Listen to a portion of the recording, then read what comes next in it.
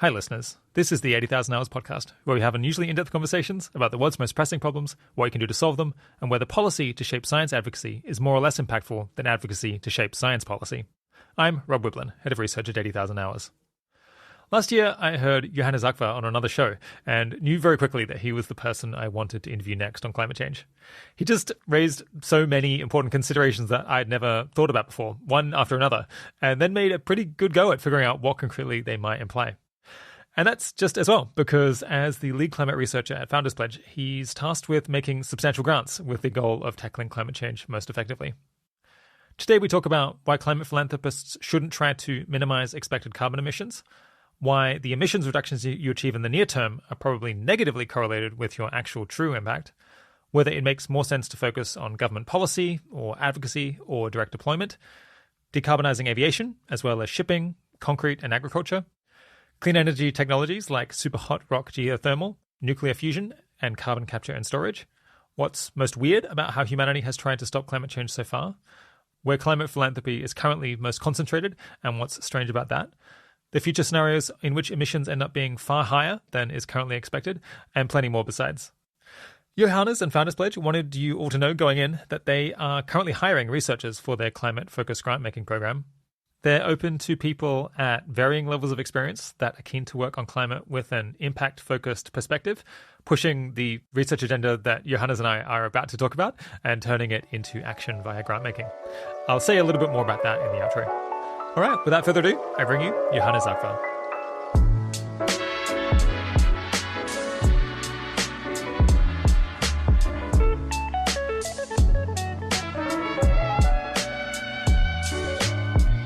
Today, I'm speaking with Johannes Ackva.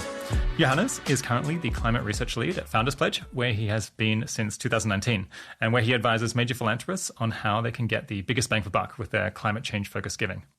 Over there, he manages the Founders Pledge Climate Fund, which is Giving What We Can's top suggestion for climate-focused giving. Before that, he was a project manager at the International Carbon Action Partnership and Adelphi, working on carbon pricing and innovation policy. And long before that, he studied a range of social sciences with the goal of understanding what climate policies get adopted and why at Jacobs University, Rijksuniversiteit Groningen, and the University of Chicago. He's been thinking about effective activism and climate since 2015, when he first discovered the ideas and for the first time had to justify to people why it was that he was working on climate change. And he's been a lifelong environmentalist ever since getting excited about saving the Siberian tigers as a kindergartner. Thanks for coming on the podcast, Johannes. Yeah, thanks so much for having me, Rob. And great Dutch pronunciation on the Rijksuniversity. That's always hard. Yeah, it's not so easy to say Groningen, but yeah. I have the benefit of a Dutch mother and having visited Groningen, so okay. Yes, it would be embarrassing if I couldn't do it. Yeah. All right, yeah, I hope we'll get to talk about the most promising places to look for climate-focused giving opportunities and what concrete suggestions you make to philanthropists. But first, in brief, what are you working on at the moment and why do you think it's important? Yeah, cool. And I'm going to talk about what me and what my team are working on, so very much kind of like the whole team, not only me, because we're growing right now and kind of, doing lots of different things. In principle, what we're trying to do or trying to be is like a research-based grant-making program and kind of on climate, trying to find the best kind of opportunities within effective ultras, prioritization. With this kind of agenda, we're kind of doing 4 or 5 things all the time. And right now we're kind of looking into research prioritization, which is really about thinking about, because we'll talk about this more, like climate is characterized by lots of different uncertainties, kind of trying to understand what are the most action relevant uncertainties that we should actually prioritize reducing. So that's one thing we're doing, which is really just important in terms of like guiding ourselves, because there isn't really a clear kind of laid out methodology to do this. Then we're kind of doing somewhat more concretely in like some data work, which is kind of understanding where climate philanthropy has been growing, which kind of sectors, which kind of technologies have been growing. And that's obviously really important if you think about additionality and kind of acting well in a crowded space. And then kind of the other coin of this, kind of we're looking at combining different data sets to kind of understand where are the affectable emissions actually at. So like kind of not only like where are future emissions at, I think that's pretty clear that like the world regions where they're going to be, but like where are those emissions that we can like plausibly reduce with different kind of interventions. So understanding that.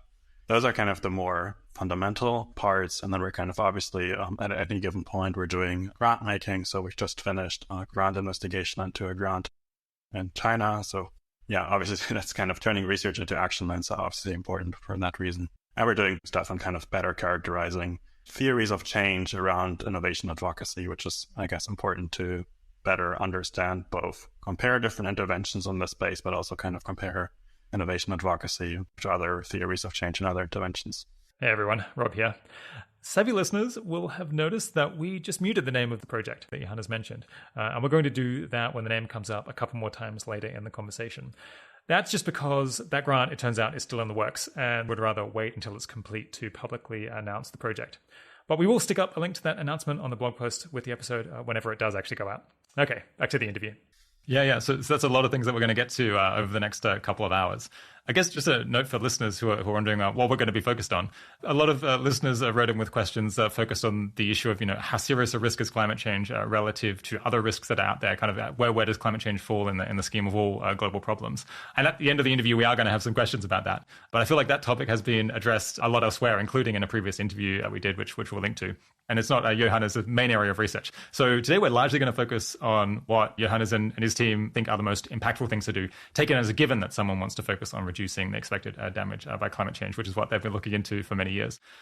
So before we spend a lot of time walking through all of that reasoning and the implications, I think it would be good to tease the audience with some conclusions. What's a recent grant that you've made and what activities was it intended to fund? Yeah, so like the most recent grant, and we're just in the process of finalizing this, is actually a grant in China. And we've been funding a project there that's kind of focusing on three things. One of them is kind of coal repowering and kind of finding a solution to repower coal plants with advanced heat sources, either nuclear or advanced geothermal. So like that's something we're very excited about because it kind of deals with a really, really large problem in global emissions, which is the existence of a lot of very new coal plants in Asia. So like that are not plausibly just like retired, even if renewables are cheap. So yeah, I'd never heard this term repowering. So this is where I guess you have this problem that there are a whole lot of coal plants that have been built already or are still being built, and they're standing there, and people are going to be reluctant to completely shut them down and waste this thing that they've constructed. So repowering is where you take the same facility, the same big building, and you try to get it to generate electricity a different way other than using coal. Is that right? Yes, that's exactly right. So the reason this is so important is because I think, as you mentioned, like essentially starting 2000, China built a lot of coal over a decade, right? And like, so, and like not only China, India, Indonesia, etc. So like there's lots of existing coal capacity that is very young. In Europe or in the US, kind of like the debates that we're having about early retiring coal are kind of very different because our plants are very old, but like plants there are very young. So like it would be extremely costly to retire them. It would also kind of mean a lot of kind of infrastructure would be wasted, etc. So the idea of repowering is exactly that. It's essentially you're replacing the heat source, right? So like instead of kind of generating electricity for burning coal, you either do it through like nuclear fission or advanced geothermal or fusion where it became a thing, right? So you're replacing this and you're having like lots of kind of cost saving benefits there, kind of using existing infrastructure. You're also having really big political or economic benefits there because most people that are kind of used to working in the plant can still work there. You need to add a couple of nuclear engineers, etc. But like overall, like this seems like a promising solution and one that has been like really been underfunded or off the radar until like 2 or 3 years ago, essentially. Okay, great. Yeah, what's another grant?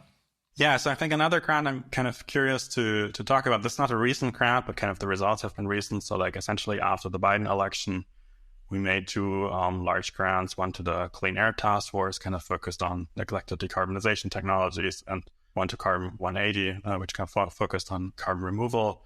So we made 2 large grants to them kind of with the goal to influence what was then discussed as Build Back Better. So like the big kind of infrastructure spending bills with the big climate component. And obviously last summer, those bills passed. And I think, we were really happy about the fact that those bills turned out in a way that's much more technology inclusive, kind of focused on global decarbonization than it might have been otherwise. So I think that's kind of something we've been really excited about kind of for the first time with the Climate Fund. The Climate Fund is now 2 years old, essentially being able to kind of see results. Point to something that's been successful. Yeah. So the grant there was to the Clean Air Task Force to advocate for particular priorities within this broader climate change bill, things that they thought would be particularly useful. Is that right? Yeah, things that they and we thought would be particularly useful. Yes, the Clean Air Task Force was one part of the grant. The other part of the grant was Carbon 180. So we're essentially covering both neglected decarbonization technologies, so like for reducing emissions, as well as kind of sucking kind of carbon out of the air, carbon removal, which has been booming recently, but kind of was still quite neglected when we made that grant in 2020. Yeah. Okay. Yeah. And is there a third grant that you'd be interested to share? Yeah, so like we made a whole bunch of grants kind of focused on this, like kind of a series of grants on this repowering thing. So I think we made 2 other grants kind of in that same way, like kind of one kind of focused on different emerging economies, so Indonesia, China, India, etc. Kind of on exploring that. And then we made I think so like Coast Consulting, and we also made grants in this main kind of 2TERA praxis. They're kind of following a different kind of idea. It's also about repowering, but it's kind of a more high-tech innovation version. And yeah, they've now partnering with Microsoft on this and kind of building a consortium, which is like really impressive. So like those are essentially 2 or 3 people. They used to be 2 or 3 people when we started funding. Yeah, now they're having kind of a consortium with Schneider Electric, Microsoft, etc. And like, yeah, so that's, I think, good example of like the power of supporting small organizations and kind of investing early. Getting something off the ground that otherwise might not exist. Yeah. Okay, so I guess getting to the reasoning now and zooming out a bit, it would be, I think, really useful to lay out, I guess, what you and your team see as a few of the most important, like, background facts or dynamics going on around climate change and our response, the kind of background facts that most end up influencing your thinking. Yes, yeah, what's one of those that you would really like to draw people's attention to? Yeah, so there are a couple, because like I think the first thing, like when people come to climate, is like it's a really confusing space, because what we're talking about here is like we're talking about a century-long problem. We're talking about 4 or 5 kind of uncertain complex systems leveled on top of each other, right? Like socio-technical systems, the climate system, technology, how emerging economies grow. So like a lot of complexity there. And like I guess what we're trying to do is like understanding like what are kind of the most important mechanisms to understand. I think one thing that I find quite useful to just like frame the overall challenge is kind of frame it as like essentially a competition between 2 really strong trajectory shaping mechanisms. And we've already talked about both of these mechanisms, but like the first one is kind of like innovation and like technological change towards low carbon technology. Like we've seen this with solar, right? Where like essentially the investment of Germany, California, a couple of other small countries, like essentially completely transformed the global picture for solar. So like this is kind of very trajectory changing in the sense that there were like a couple of countries over a relatively short period of time that fundamentally changed the trajectory of like solar over the century, and like by that kind of transformed the emission trajectory of climate quite fundamentally. So that's kind of one piece, and we've seen similar things with electric cars, with wind, etc. The other kind of big mechanism is kind of a little bit competing with that, and that's kind of carbon lock-in, which is this idea that I think we already alluded to earlier. If you're kind of having long-lived assets or infrastructures, stuff like coal plants, steel plants, but also kind of transmission infrastructure for electricity, etc. So like you're often having investments that will kind of have consequences for decades and will kind of commit emissions for decades if there isn't retrofitting, etc. And those are the kind of 2 mechanisms that I think if you kind of understand them, like, and kind of how they're playing out, like you feel a fairly useful way to kind of think about what are the most important mechanisms. So it's kind of a race between, I guess, on the one hand, the clean energy generation is getting cheaper. And on the other hand, we're kind of pre-committing now to continue using coal and emitting lots of carbon for decades to come, because we're building all of this infrastructure that will make it in future extremely cheap to continue to do that, basically. And kind of the question is, which of these effects is going to win? And we want to like try to help the former and reduce the latter effect. Yeah, that's exactly right. Yeah. And both of these kind of dynamics have this like, I guess the characteristic that they're like leverage points, right? That they're kind of moments in time that can have a large impact through time and space. Those decisions related to those 2 are much more important than most other decisions. Is there another important force that people should have in mind? So another force, I mean, like there's kind of a force on top of this, which is obviously like the political response and like how kind of the norms shift around climate, right? We've seen this very clearly, how essentially rich industrialized countries, like the conversation on climate has really transformed over the last 5 or 6 years. So yeah, I think that's kind of something else. Essentially, if we're kind of locking in kind of the idea of net zero and kind of really strong pressure, climate policy pressure. So I think that's kind of another mechanism there as well. I think a lot of people have suggested, or at least my impression has been, that that is because renewable energy has gotten so much cheaper, such that it doesn't seem like such an expense now to reduce emissions. So maybe is the general phenomenon that as these technologies become cheaper, the politics of the issue might continue to change as there's bigger industries that are focused on the technologies that are now economically viable, and it just doesn't seem so costly to prevent climate change anymore. Yeah, so I think that's definitely a big driver of it. And I think like you'll probably have debates, right? Because like this is one of those things where, okay, we only have like one world history to observe. So like Yeah. we have a lot of room for interpretation. I guess my take on this is like a lot of the early investments in renewables, which were actually not motivated by climate change, funnily enough, but like the kind of those kind of driving the cost reductions were obviously like super important and like making things politically more feasible. But yeah, I think ultimately technology cost is like often kind of the driver of making things more politically feasible. Yeah. A really common theme in a lot of your writing and other interviews is that renewable energy and energy efficiency loom really large in our current investments to stop climate change. Why do you think that they've been so much more successful maybe than other ways that we could have tried to tackle the issue?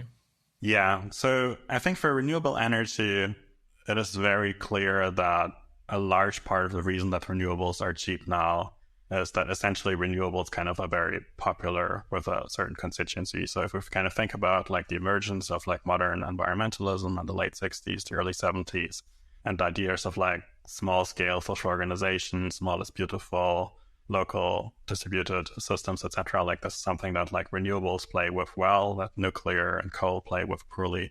The really large popularity of solar and wind has played a huge role in kind of making it possible that we had like extremely high like subsidy policies in the 90s and in the early 2000s that kind of drove the technology costs down there. So I think that's really a reflection of like how the issue was framed. Yeah. I guess, I mean, a lot of people, including me, would listen to that and think, might it not just be the case that wind and solar were very promising technologies from the outset, and they always had the potential to get as cheap as they are now? And so it was just sensible investments in the areas that had the most potential and the most likely cost decreases that caused people to focus on them rather than alternatives. That seems really wrong to me in the sense that I think if we think about different energy technologies and like which energy technologies would be like optimal from like a different standpoints, like I think you would not usually come out as like intermittent renewables being like the optimal form of generating energy, right?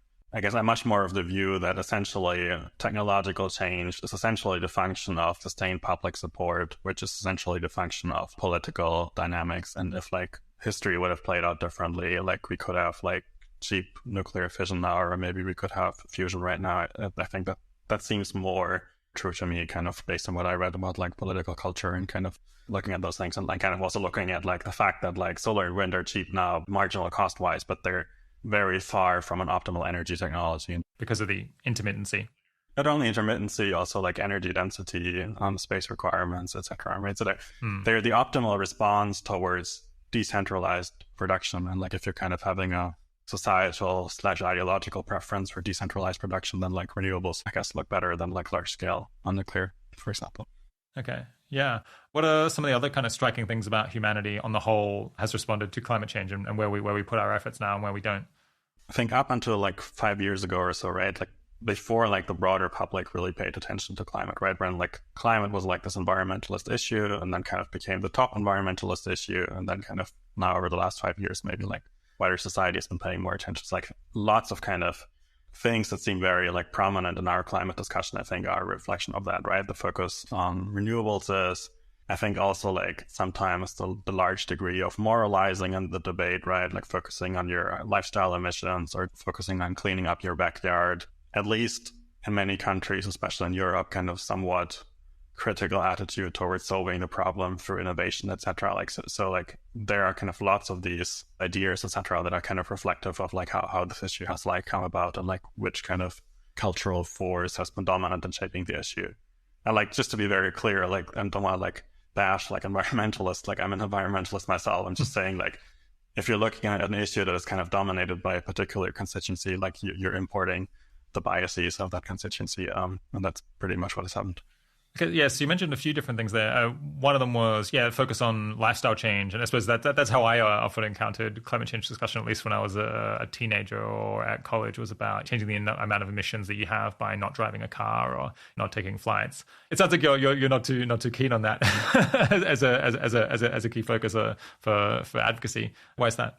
So, I mean, that's also how I grew up, right? So, like, I literally grew up with this idea of, like, I need to save water because otherwise the water will run out. Like, wasn't climate, but, like, those kind of things, right? Or, like, I never got a driving license for climate reasons and all of these things.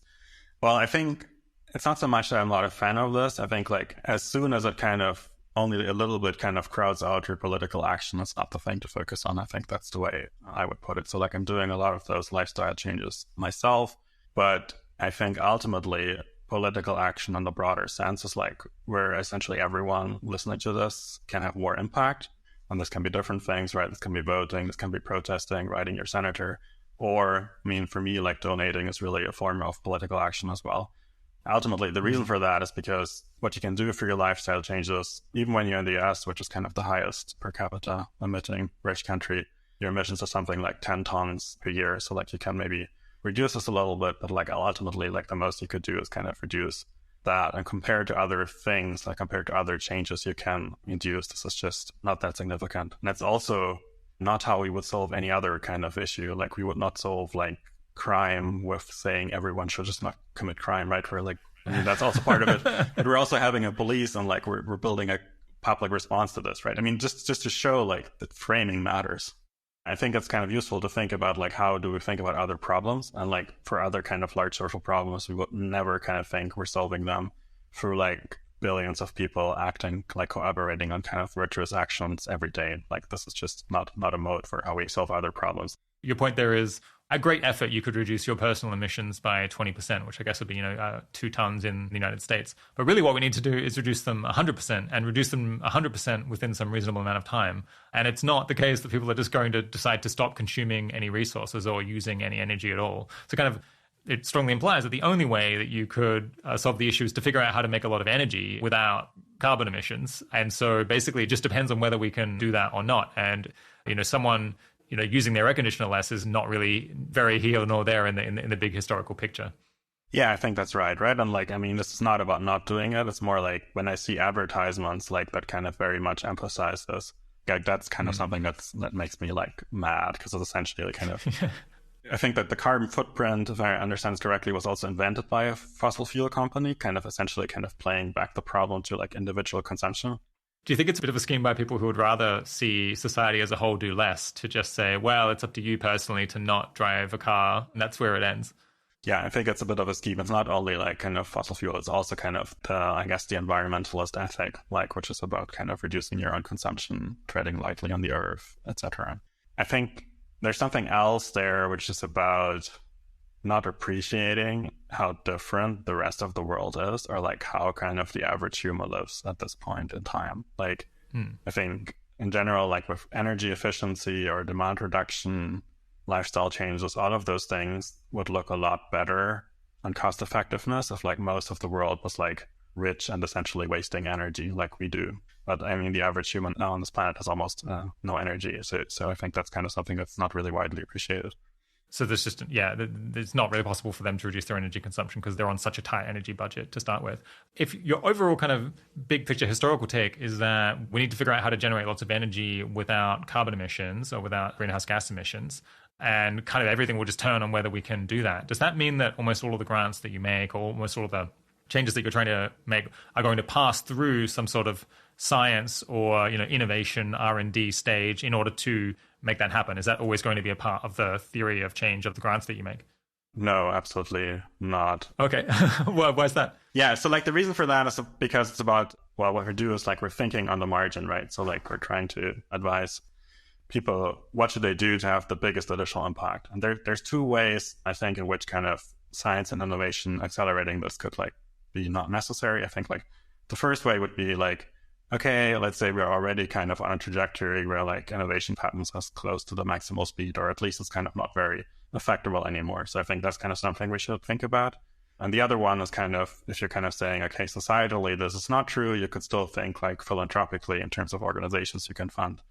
And it's true that there's essentially no additional room for funding or no additional organizations that like should exist kind of to accelerate this process. So like those are kind of uncertainties to consider. I think my current view is at this point still that innovation advocacy is like probably one of the most promising things we can do.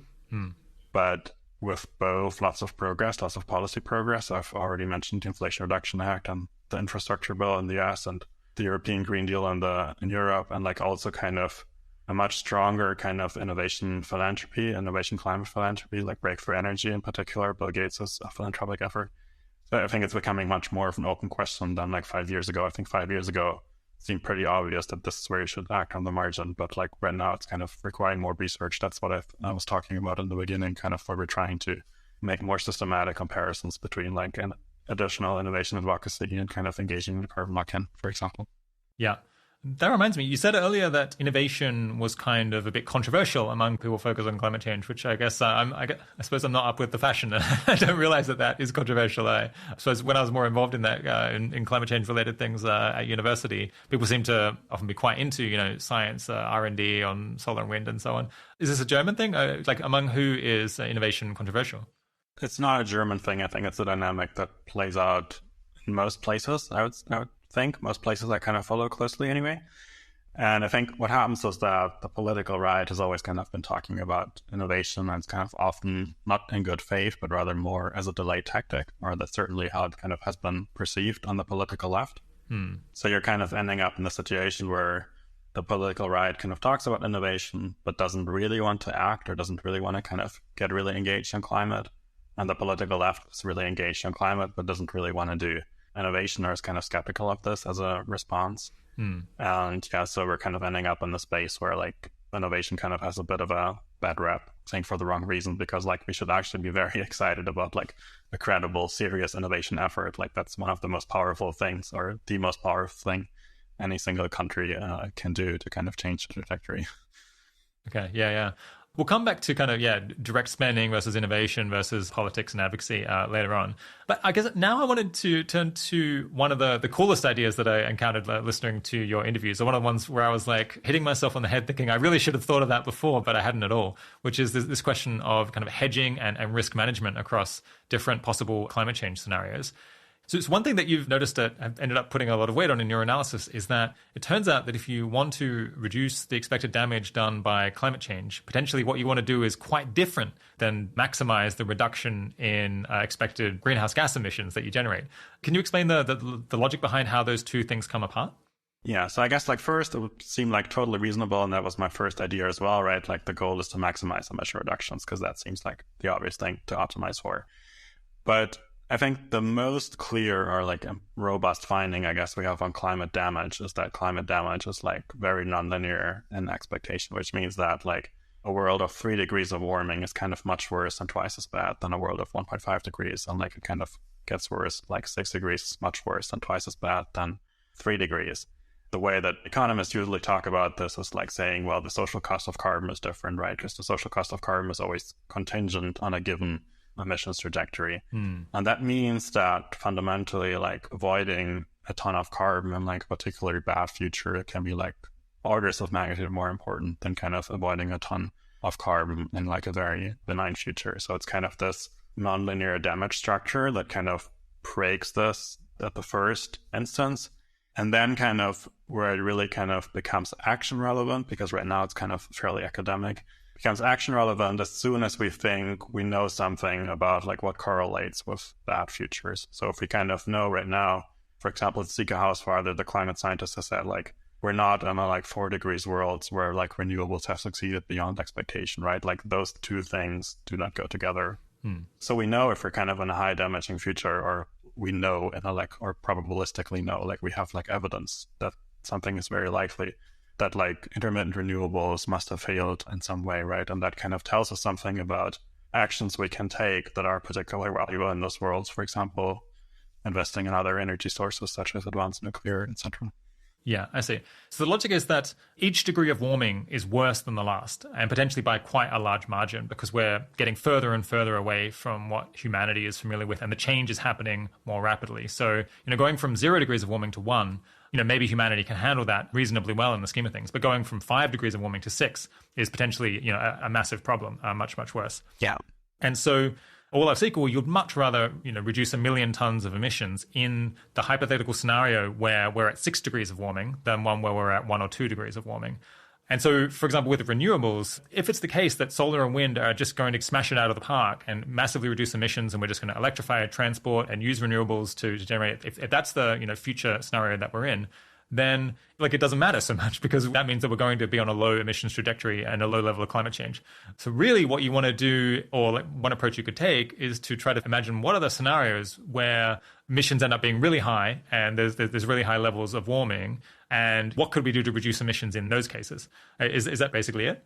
Yeah, that's basically it. And I think just to give an analogy from, I think, another cause area, right? So if we kind of think about, for example, if you think about advanced artificial intelligence, and I guess there's some futures where like AGI is inherently safe, but that's certainly like not the focus of our effort to reduce AGI risk, right? And that's kind of the analogous case where like there are certainly worlds like, well, renewables, like we solve intermittency, all of these things are easy, etc. And like we've maybe wasted a little bit of money on hedgy climate philanthropy, like, but we should be very, very happy about that, because like that is much better than like the opposite, which is kind of piling on to the mainstream response and kind of not being prepared for like failure. Yeah, again, buying insurance against worst case scenarios. That's one way that you could try to get an edge. You think that this is one of the most important factors to think about as a new climate philanthropist today. Can you explain why this is such a big deal rather than just kind of, one factor among many? I mean, I think it is one factor among many. I wouldn't claim it's like the most important one. I think it's kind of generally the one that like people think about least.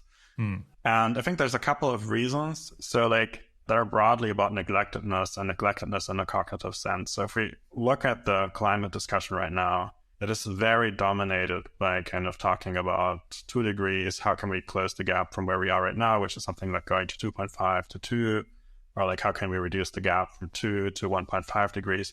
So this is kind of where almost all of the discussion is focused on. And also like philanthropy is focused on. So like the reports published that are like kind of evaluating actions by how much of the gap are they closing, etc. So like it's a very, very strong mental focus on this.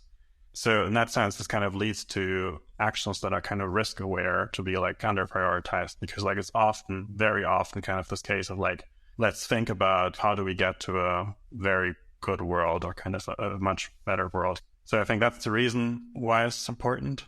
Another reason why it's important is because essentially we're in a really high uncertainty situation. So like thinking carefully about like how these different uncertainties relate to each other is, I think, one of the best ways to kind of take good action, even though we're like in a really uncertain space. And then, for example, saying, okay, we're uncertain about how far renewables will go. We're uncertain about many other things, but we kind of do know something about how those things relate to kind of the world or the damage we should care most about. Kind of actually gives us a lot of leverage, even if we kind of have large uncertainties that we cannot reduce or not reduce on plausible timelines. Okay, so we've got uncertainty about a ton of different things, and it's going to be really hard to resolve those uncertainties. So we've got uncertainty about how many emissions we're going to generate, and then we have uncertainty about how the climate will respond to those emissions, and then we've got uncertainty about how that change in temperature is going to actually affect us and how much we can adapt to it. And it seems like there's not a whole ton that we can do to to figure out exactly which scenario we're in. And there's a very wide range of possible scenarios, and so we kind of just have to work around that as a background fact. Do we have a sense of how much worse each extra degree of warming is? Like, how much worse is it to go from, 4 to 5 degrees rather than from 3 to 4 degrees? So there's fairly little agreement on that, right? I mean, obviously it's like essentially predicting very much outside of the window that we're at. And there's also like debates on like what's the relevant evidence or how do you measure this? So I think there's little consensus kind of already in the published IPCC literature. So you can kind of see like lots of different curves. Most of those curves, like the IPCC also states, like they have high confidence in this nonlinear shape. So like that kind of seems like relatively clear, but like the exact kind of curvature, I think, is like very much not clear. I also think one issue that's really important here is, so like it's very closely related to ethical assumptions that you make. So like, especially if you're like you're a long-termist, right? If you kind of say, okay, all future lives, potential lives kind of matter morally to the same degree that existing lives, then like the damage function or like how should probably be like extremely, extremely nonlinear, because like essentially indirect existential risk from climate is, at least to me, does not seem very plausible on like 1 or 2 degrees. I think it's kind of something we might be talking about at like 4 or 5 degrees. Yeah. So it's most important to focus the philanthropy on helping in scenarios where the incremental damage is particularly high. One scenario that we imagine for that is one where it turns out that it's really hard to integrate solar and wind into the grid and generate most electricity that way. Are there any other scenarios that people should have in mind for how things could go really wrong? Yeah, so I think like the ones that we know, quote unquote know, right? Because like predictions are hard, especially about the future. So I think there's like one that you mentioned is like the failure of solar and wind kind of to get to like 100% or like essentially of getting to 100% zero carbon electricity. The other kind of technical one is essentially about like how far does electrification go, right? Because like you can also imagine a situation where like we get to 100% clean electricity, but like electrification of other sectors is kind of harder than we think currently right now. Kind of the mainstream very much makes the bets on renewables and on electrification, right? Electrify everything is kind of the slogan for this. So like if this is kind of harder because only a third or so of like energy emissions are actually electrified at this point, right? So like this could be like another kind of technological failure point. Then I think there are kind of 2 or 3 other failure points that are often mentioned in the literature. One is, of course, about like international cooperation. So if international cooperation on climate kind of breaks down or economies become more fragmented from each other, something we're already seeing, right? So like that is a risk factor potentially. And then another one is kind of lots of energy intensive growth in emerging economies. So because as long as you have the situation that it's not trivial to build out lots of clean like energy, then like this will always be kind of increased risk. Yeah. So one scenario is where international cooperation breaks down a lot. So countries stop having interest in meeting their carbon obligations. And I suppose you could just have, a broader breakdown in comity between countries, have more conflict, and people are less interested in doing things about climate change, say, because they appreciate that they'll bear all the cost of their actions, but it will mostly benefit people overseas. It's easier with the renewables not working that well scenario. It's easier to see what that might imply about, well, you need to hedge against that or buy insurance against that by trying to figure out other energy generation technologies that would be able to fill the gap that renewables, as it turns out, in these scenarios can't. But what would you buy insurance against in the cooperation breaks down case? Like what becomes more useful in those worlds? Yeah. Actually, by the way, I would put a distinction between cooperation breaks down and willingness to pay for climate. But so like if we're kind of saying like willingness to pay for climate goes down, so like what is kind of robust against us? So, I mean, one thing that's robust against us is essentially a situation where we're kind of avoiding the prisoner's dilemma that you outline, right? So like essentially clean tech is so cheap that it's not a trade-off anymore. So that's, I think, the reason to be excited about innovation, right? Because like innovation is kind of robust to like low cooperation worlds. Like solar will still be cheap even if international cooperation breaks down. Like this isn't like true fully, right? There's supply chain issues, etc. Like, but as a first approximation, like at least like the technological learning part of solar getting cheap has been done, right? So it's kind of making this more robust. So I think that's kind of one thing. So that's kind of one action, or that's kind of a class of actions that's more robust here. I think there's also something converse, which is about like actions that are not robust. So like right now we're kind of having a global carbon price. Like if you kind of average it over like global emissions, that's maybe like between like $0 and $5 per ton, or even less than that. That's the actual price that people are paying around the world on average. Yeah, like on average, right? And then we're having like models of climate progress where like we're going to have a carbon price of $100 a ton in 2030. So like everything that kind of those models imply is, I guess, by definition, not robust, right? Like rainforest protection is like another of those issues that seems really not robust because it kind of requires really strong international collaboration. So can you explain that about the implication with the rainforests? So like the predominant approach right now to kind of saving rainforests is like there's an international agreement, REDD+, and what this essentially is like an international carbon market. And like European countries, especially Norway, have been like very interested in kind of essentially paying countries like Brazil to kind of not reduce their rainforest. And this is all kind of problems like in reality. So like on paper, this looks like really cost effective, right? Because essentially you're exploiting the fact that the rainforests are predominantly in poorer countries, that it should be relatively cheap to kind of avoid deforestation. In practice, this is a lot more difficult because it kind of would require lots of contracts going right, because ultimately this is about like rewarding a counterfactual, like avoided deforestation. Like what is avoided deforestation? Like in the best cases, this is hard to model. In the case where it's kind of between sovereign states, it kind of becomes impossible. And like this is essentially not working right now. And kind of this is the kind of thing, right, that will like clearly break down in kind of a world where there's like less international collaboration. So like even if it were true that it is cheap kind of in a best case world, this would be like a very non-robust action to take. Right. Okay. Yeah. Another scenario was having lots of coal-driven economic growth in lots of different developing countries. What would seem particularly useful to do in those scenarios? Actually, this is more about energy-intensive growth, right? It doesn't need to be coal because, I mean, I think if right now, if we're looking at regions that are still could grow a lot. Like sub-Saharan Africa would probably grow in gas. But I think what this implies is like this kind of puts a limit to the usefulness of energy efficiency, because essentially energy efficiency is the more carbon saving, the lower energy demand is. And if you're kind of in a situation where a lot of kind of energy efficiency benefits are going to eaten up by like additional energy demand, it's kind of not necessarily going to reduce a lot of carbon. So I think that's pushes in the direction of kind of focusing on cleaning up energy supply rather than kind of focusing on efficiency. I mean, this is one argument, right? There are like many other good reasons to focus on efficiency because it's relatively cheap to do, etc. It's not saying don't do efficiency. It's more like on the margin. This is what this argument does. Yeah.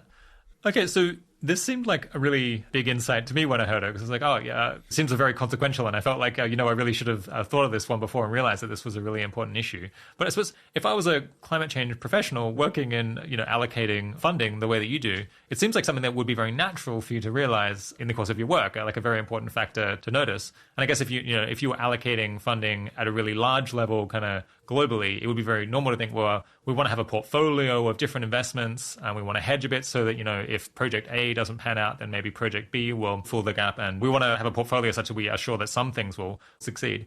So yeah, why do you think that this idea of hedging isn't more incorporated into climate philanthropy and I guess, climate change related public policy than it is? Yeah, so I think the reason for that is fundamentally because both governments and kind of the climate community have kind of coalesced around kind of, international climate policy and targets, right? So in like kind of the Paris Agreement of 2015, which kind of enshrined this goal of like the world should aim for 2 degrees, ideally 1.5 degrees. And this has really locked in or really strongly framed the discussion, right? So like seriously thinking about kind of, okay, 3 degrees or 4 degree worlds, like it's not really happening, I think, very much on a like policy level. There are obviously like academic studies, etc., but like it's a kind of a bit of a taboo to think in those terms, I think. Huh. I mean, it might make sense to, really focus on not going above some threshold temperature change if we were confident that we knew that there was some discontinuity in the damage. That, if you went from 2 degrees to 2.1 degrees, then that would be really terrible because that would, set off some chain reaction or be much more damaging than previous increases. But given that we don't really know that, such that it's more just like smoothly increasing incremental damage, why is it that the focus is so much around these like specific emissions targets and degrees change targets? This is really, I think, in the realm of speculation, but I guess like there's two forces here. I think one is kind of really the need to reduce uncertainty, right? Or like the really need to reduce complexity, because like generally like if you kind of entertain like 20 different scenarios, etc., you cannot really act politically. So you need to kind of get a common denominator. And so like I think that's kind of the cognitive, or like how can you actually make policy work, or like not only policy but also like a wider kind of societal discussion. And then there's the other aspect, which is about like, okay, climate policy has emerged around setting ambitious kind of targets far in the future. So like those targets become very important and then kind of become broken down like politically as essentially as a mechanism of political force, right? If you follow discussions on like high income countries on climate policy, like you will often hear like this country has to reduce emissions by this amount by 2030, otherwise we will not meet the Paris Agreement, or otherwise we will not stabilize temperatures at 1.5 degrees. Like those statements don't really make sense. Like those statements are kind of calculated from one scenario, etc. But like this is kind of the way to, I guess, structure a political conflict space, and then you can kind of have the debate about whether you want to meet this target or not. But that's, I think, what's happening. Okay, so and then it just has this effect that we're then kind of blind to what would be particularly useful in the scenarios where we don't meet those targets. You mentioned that it was kind of taboo to think about the 4, 5, 6 degree change scenarios. I think I slightly encountered this when doing research for a previous episode. Yeah, it actually just seemed quite hard to find studies that would look at the effects of really high changes in temperatures where we really blew all of the goals. Why is it taboo to look into that? Well, I think okay, for the really high temperature ones, it's also maybe because they're just like really unlikely, or it's also hard to do good science on them. But I think like the reason it's taboo is, the climate community, and this includes like the climate science community, right? Like by and large has the goal to like motivate stronger action, and kind of, saying like we might fail, it's not a very like plausible move, right? Like it kind of always has to be about like we should meet those targets, like we should not kind of already plan for failure in a way. So I think that's kind of that's the mentality. Yeah, and I think also like you always want to emphasize the urgency or the absolute importance of those targets, right? Like, I mean, what I kind of mentioned in terms of like how the policy debates kind of turn out, like the UK needs to meet this target by 2030. Like, this makes no sense. The UK is less than 1%, and like 2030 is like less than. It's only 1 decade of like a century-long challenge, but like that's kind of how it's kind of broken down in terms of like being politicized, how it's kind of turned into political action, a political contestation. I suppose to be sympathetic, maybe that is the best way of approaching it politically, or in terms of influencing people's motivations and interests. But I guess it's good that you don't face that constraint, so you can you can just talk about whatever you think is most useful on the margin. I guess pushing on from this risk management mission hedging thing, let's return to this issue of broad strategies and which ones seem like they're most promising. I guess in my mind, in climate philanthropy, I think that there'll be kind of 3 very broad methods that one might adopt. This kind of direct impact, like deploying solar panels or planting trees. Then I guess there's science and innovation and R&D, which I guess is with the mind of making methods possible that previously weren't possible, or if they are possible, making them cheaper. And then I guess there's number 3, which might say is kind of advocacy and political, like advocating for policy change. Trying to get change regulations around cars, or shift government budgets one way or the other. Yeah, am I missing something from the list, or would you kind of subdivide one of those categories further in order to get more clarity?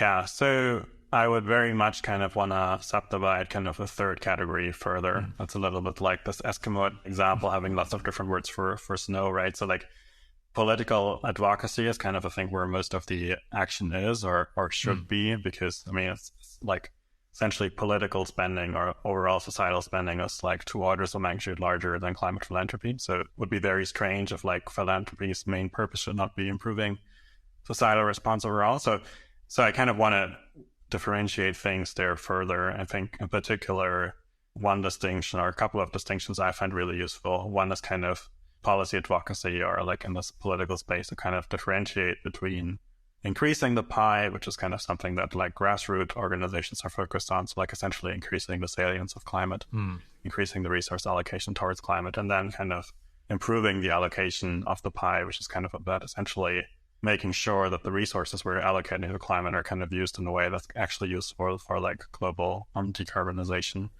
So those are, to me, are very, very different in terms of organizations doing the work. I guess it's maybe not surprising, but I lean much more towards funding the latter kind of part of groups that are kind of focused on improving the response, societal response. Okay, yeah. So you're saying public budget, or government budgets related to climate change are 100 times larger than climate philanthropy, and that's driving, or that's one of the key factors that causes you to think that trying to influence that then 100x larger budget is 100x greater effort is going to end up being one of the most important things that you could do. So, I mean, I guess like the way I would say it is like global climate spending overall, right? This is like government budgets, but also kind of like policy-induced kind of budget spending. It's like over 1 trillion. Climate philanthropy is like, well, it's like about 10 billion or so. So like it's 2 orders of magnitude lower. And I guess like this alone does not give you the 100x multiplier. And I also would not claim 100x multiplier from advocacy, but I would claim like a clearly, strongly like relevant multiplier. And that kind of comes from this idea that I think I've touched upon, that like what I call predictable brokenness. So like there's parts about the way that we're spending our resources and attention on climate that is kind of broken in predictable ways, right? It's like often it's like hyper local, it's focused on the short term. It's kind of driven by different ideologies, like both like green ideologies, but also other ideological mistakes. So like there's lots of reasons to think that like philanthropy can actually play a role in overall kind of improving the usefulness of the societal response. So this is kind of where the multiplier comes from. Plus, most problems can essentially only be solved through policy, most problems related to climate. Yeah. Okay, let's go through each of these in turn, and you can say what you think are the most salient or important factors about them. Starting with direct impact, stuff like actually just spending money to roll out solar panels or plant trees or build wind turbines. What stands out about that approach? Well, I think what stands out about this approach is that you're essentially if you're doing this philanthropically, that you're essentially piling onto something which either the private sector or the government is already doing at much larger scales.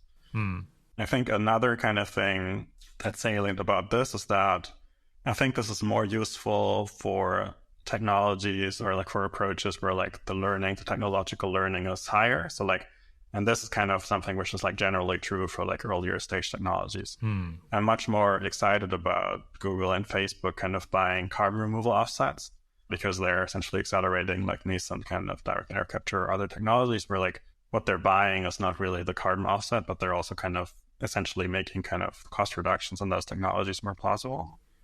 If you compare this to kind of buying rainforests or installing mature technology, which will often like look relatively cost efficient in terms of the near term local impacts, but I think it's kind of, I guess for reasons we already mentioned with trajectory changes, etc., seems like very hard to be anywhere close to the best thing one could do. Yeah.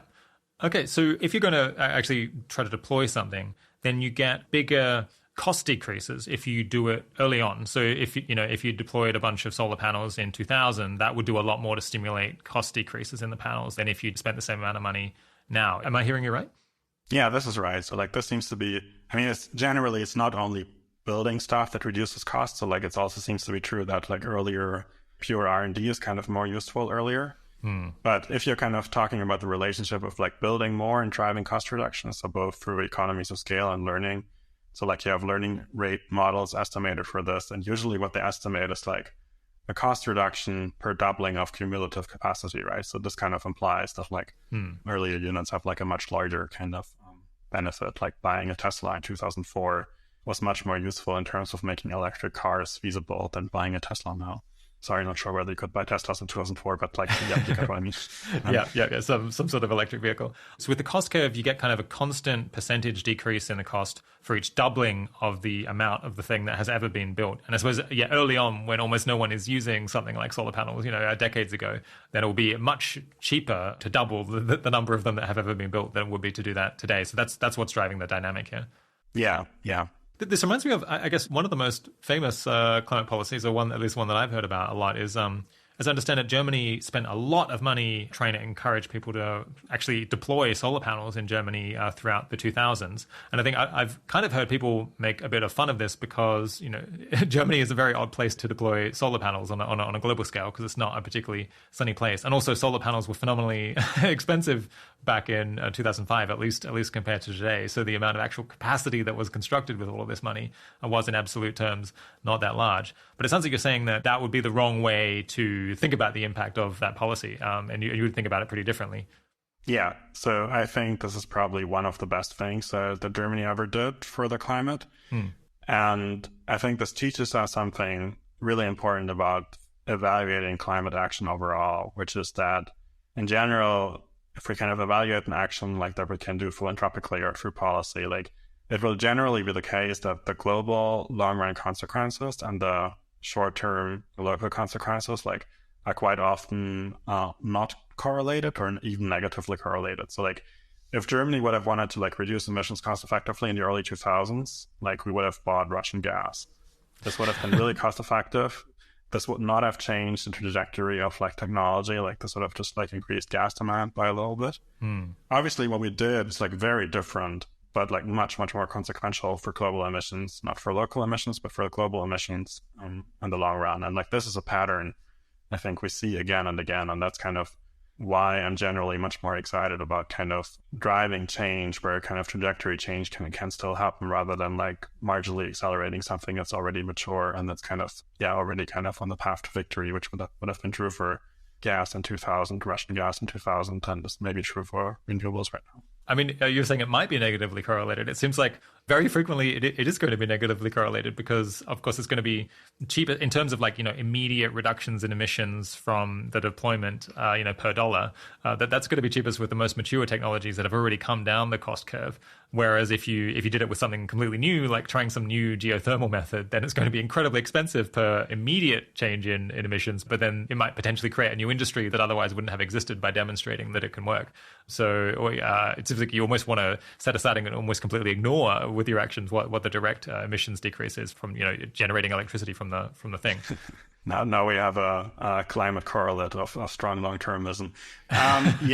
So I think that seems right as a first approximation. I mean, it does not seem entirely right if you think about policy because like once kind of solar is cheaper, for example, right? So like a much smaller solar subsidy can kind of lead to additional deployment. So you, for example, so like I kind of need to think about how different mechanisms kind of trade off against each other. But as a first approximation, like this is exactly what I would say, that like in general, there should be a negative correlation between these impacts. And this is really why, like, when I look at the Inflation Reduction Act, for example, like there's a lot of modeling about like how much will this reduce the emissions by 2032. And you can see it will be significant, and this will be mostly be driven by renewables and electric cars.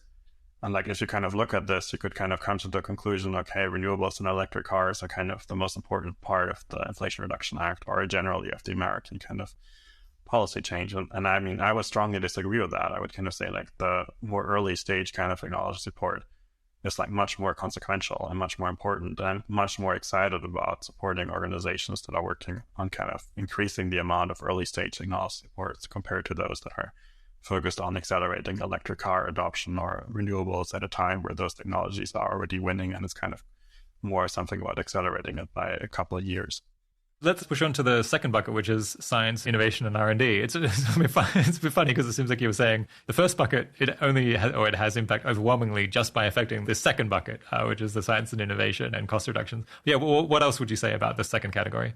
Sorry, I guess just to correct that. So I think like for the first part, I mean, if you're kind of focusing on mature technology where the learning benefit is lower, then I think it's plausible that the mitigation benefit is larger. Right. I think what you have to control then for is like policy additionality. So like you have to do this in a jurisdiction where this either increases the ambition of the climate targets or you don't have an ambitious climate target. If you're kind of in a liberal state in the US or if in the European Union and you're just building more clean stuff philanthropically, like there's a very high chance that what you're doing is actually not additional.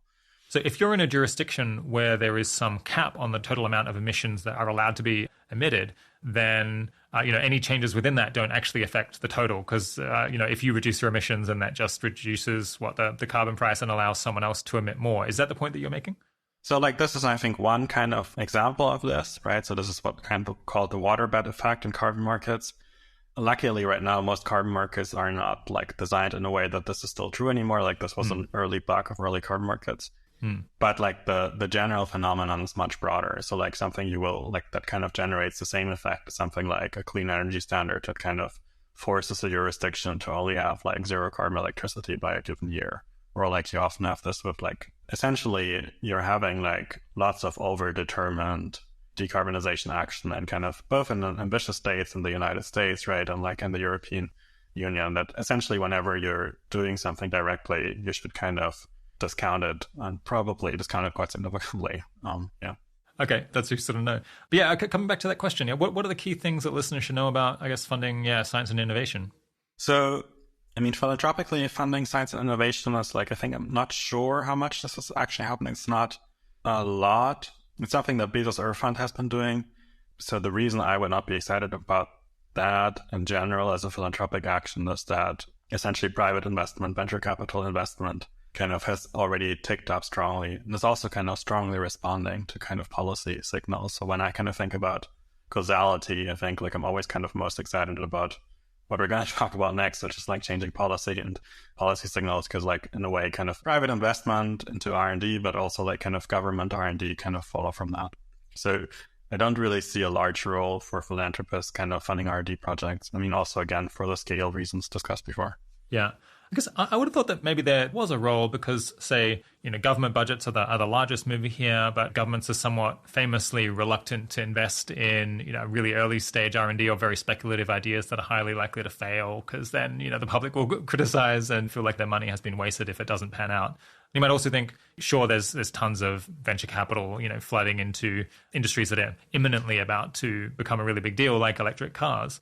But maybe venture capitalists would be less interested in funding, early science and early R&D into something like, hot rod geothermal, for example, that isn't going to be very commercializable anytime soon, such that anything that they learn is just going to be copied by others by the time one could actually build a profitable business here. Am I thinking about this wrong? I think you're thinking about this right. And I think like on the margin of like what I would recommend on this space, like this would always be like the more early stage stuff that is kind of underfunded, right? So like you can do this as philanthropy or as like impact investing. So like there are kind of vehicles there. I think I kind of don't agree with what you say on like the characterization of political processes, or to put it a different way. So there's certainly like been a big problem, right? But you kind of mentioned that it's like, okay, if you look at the American context, like the innovation pipeline was not in a good place. Like part of the reason for that was, okay, like basic research is kind of bipartisan. Late stage commercialization is kind of low risk, but in the middle you have like several valleys of death, and then you have the Solyndra scandal, which like where Mitt Romney kind of started his campaign. So like very strong bias against kind of technology support throughout the entire innovation pipeline. But if you look at this right now, if you look at what has happened with the Inflation Reduction Act, and if you look at what's happened with Chips and Science Act and the bipartisan infrastructure bill, it looks much better. There's actually an office now for clean energy demonstration. So we now have a full portfolio, or like a full kind of innovation support throughout the entire chain. And to link this to philanthropy, if you kind of look at what actually happened, and if you look at something like, there was a very influential report published in like September around that time in 2020, which was called Energizing America, which was essentially advice for the incoming Biden administration on how to reform the energy innovation system. And if you kind of look at this, by all accounts, this has been a very influential report. Was a report funded philanthropically, not by us, but by Breakthrough Energy. So I think even if you're quite down on what the current policy is, like I think one should not underestimate how feasible it is sometimes is to kind of actually change and improve things for the better. And ultimately, if we cannot fix our public innovation system, then like we're screwed with regards to climate. I think it's not very plausible to say like we're going to replace this all with private innovation effort. Right, just because it's so much smaller. Let's push on to the third category then. Is there anything you'd like to say about advocacy, policy, and all that, which you haven't said yet? So people often ask me, like, are you for advocacy or policy or technology? That's a really strange question for me, because what I'm mostly for, I mean, when we're in the high income country context, we're like, future emissions are small, innovation capacity is large. So in that context, I'm mostly in favor of advocacy to improve technology policy. So it's kind of it's about policy, it's about technology. Yeah. So I often find like people are kind of having like strange distinction in their head. Yeah. I think apart from that, like this seems like still a really strong and kind of promising, I think, theory of change kind of to have an impact, because again, you have a situation where like by default, even when there's climate attention, this climate attention will not be focused on like what is globally most useful, etc. So like there's lots of potential to kind of improve societal response through philanthropy there. Yeah. I guess I have this vague impression that philanthropists can often be quite reluctant to get in on policy or advocacy around government policy because they feel it's extremely uncertain what kind of impact they're going to have, and it's extremely hard space to navigate. Is that true? And I mean, do you think it's a correct impression? I think most strategic climate philanthropists are actually like quite involved in policy. So I think this is maybe something I do encounter a lot, because I do talk to a lot of people in tech, right? Given Founders Pledge and my role, like there's a particular class of donor that's kind of quite reluctant to invest in advocacy for that reason, because it seems like really uncertain. And like often also these people kind of have beliefs that private investment seems a lot more certain, etc. But I think this is not true for kind of the institutional climate philanthropy that they're underinvesting in that. I think that those are mostly people that understand kind of the crucial role of policy. So it sounds like the tech scene looms reasonably large in climate philanthropy, I suppose, because Bezos, as I understand it, is one of the biggest donors, maybe even is kind of a majority of philanthropy around climate change now. I guess many people in the tech space are kind of skeptical of government action, have had negative experiences or negative impressions. Does that then mean that it can be kind of a neglected approach, or are there any particular blind spots that you think might come from that particular industry? Yeah, so I think each industry or each kind of group of people have their own kind of blind spots, right? And like the blind spots of the mainstream green is like the technophobia, the anti-nuclearism, etc. But the blind spots of kind of the Silicon Valley donor class, I guess, is kind of this skepticism towards advocacy, etc. So like this is absolutely a factor, and something I'm like kind of a lot of my explanatory work, which is kind of about like building arguments, which is not so much the research itself, but kind of making the argument for specific opportunities. It's kind of focused on explaining like how crucial advocacy is. First by showing like how crucial government policy is for innovation, but then also kind of like the fact that this can actually be meaningfully affected for philanthropy. Yeah, because I think this is a big limitation to impact. How can you demonstrate the importance of government policy for philanthropy to someone who's intuitively skeptical?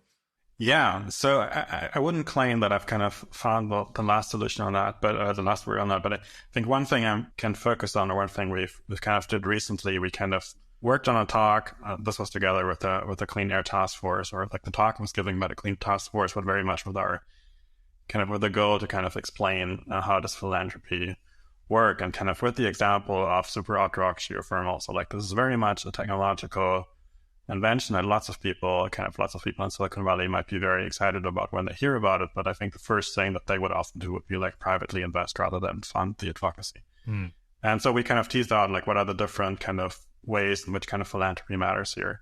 One is kind of philanthropy matters for, I mean, really putting something on the map, like kind of building stakeholder networks, kind of listening to like relevant stakeholders, communicating with policymakers, building credible arguments. So like this is kind of one really important part.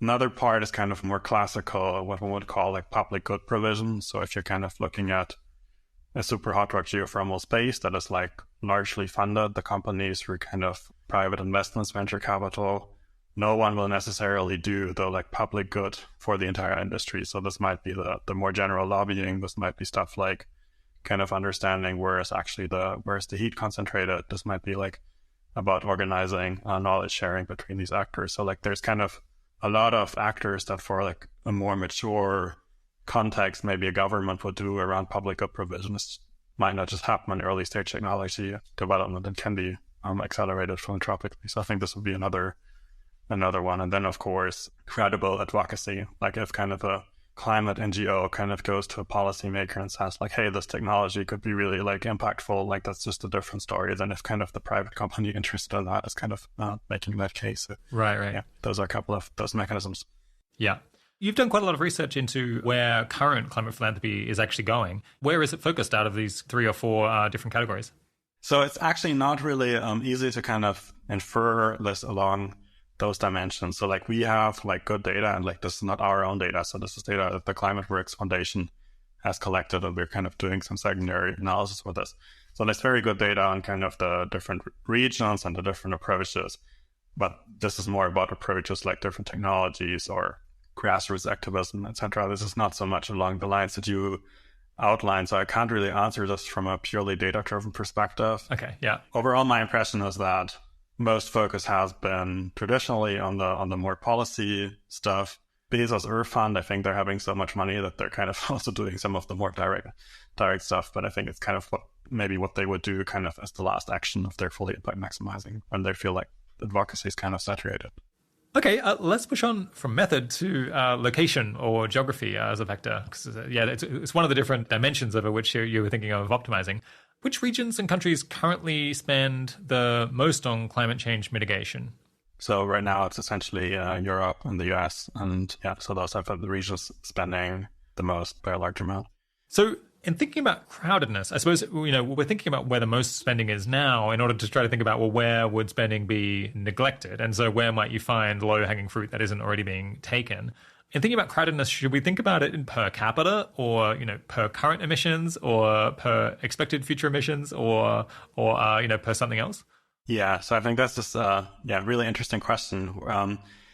I think we need a much more complex model for this. So like I think kind of this first idea around like crowdedness is like crowdedness or I guess neglectedness is kind of oftentimes too simple once you're kind of getting into the nitty-gritty at this level. And I think what I would say, for example, here, I think what we would ultimately want to get to, it's not something I think anyone has gotten to, would be something like, what is the decarbonization value of a different region, which would be a function of both the emissions there, but also kind of all of the indirect effects, right? So I've kind of emphasized the most important thing that Germany ever did was not reducing emissions. Germany was making solar cheap. And the worst thing was like being anti-nuclear. Like both of these things are kind of mostly having effects outside.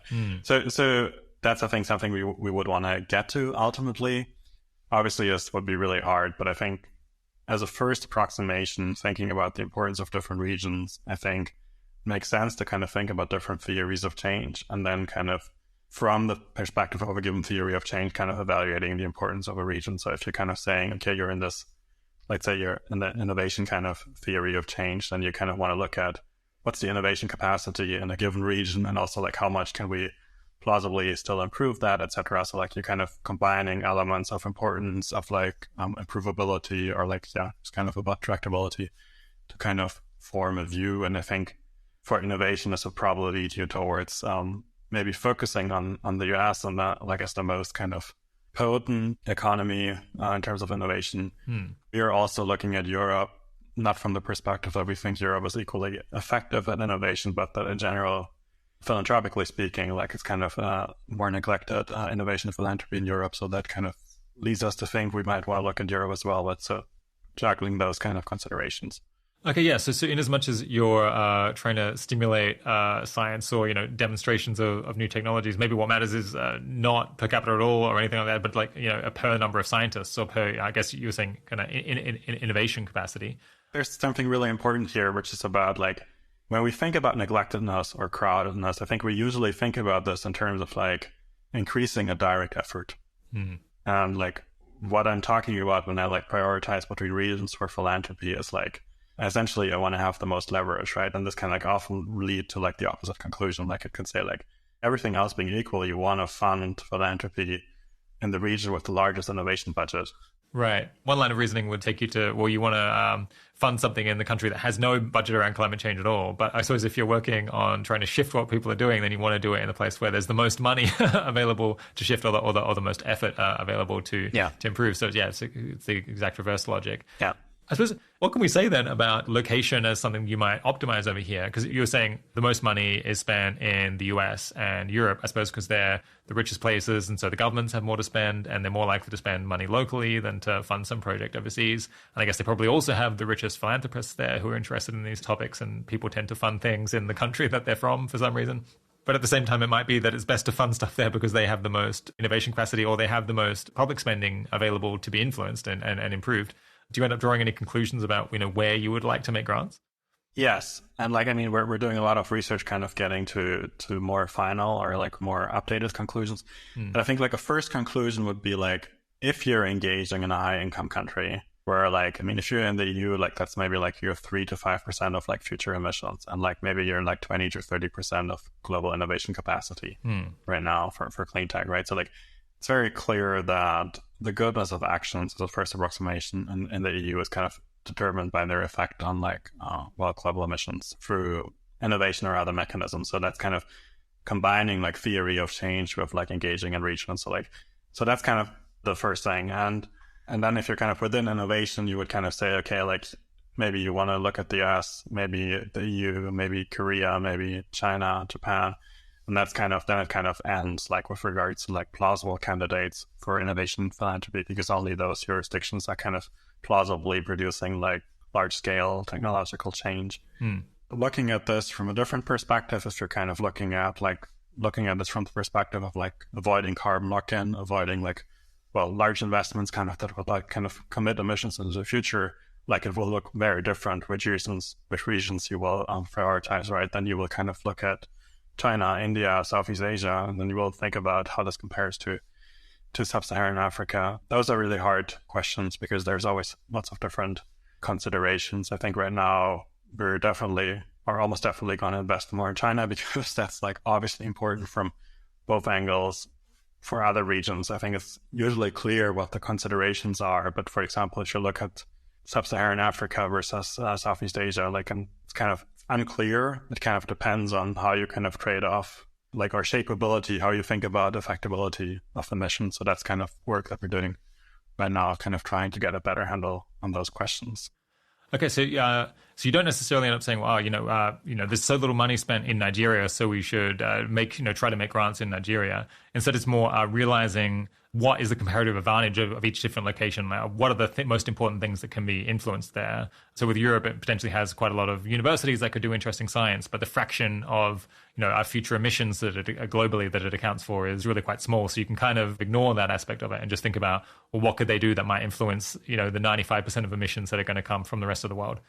Yeah, I think another way to say this is like absence of spending is not sufficient for evidence of neglectedness, right? So in the sense of like it could be entirely rational to not spend on a region. For example, it could be entirely rational to not spend a lot on Africa because Africa right now has almost no emissions. And if one thinks, okay, future emissions of Africa are mostly determined by like technological change to something globally, then you would kind of take the view it doesn't really matter to engage in Africa right now. This is not the view I'm taking. I'm lining out kind of view what one could take, kind of illustrate that.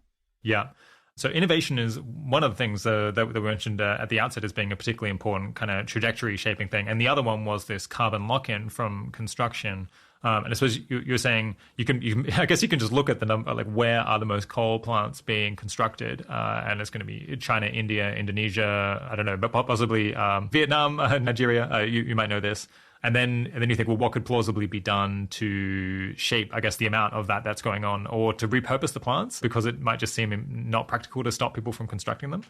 Yeah. So I mean, I guess repurposing is ultimately more on the innovation side of things.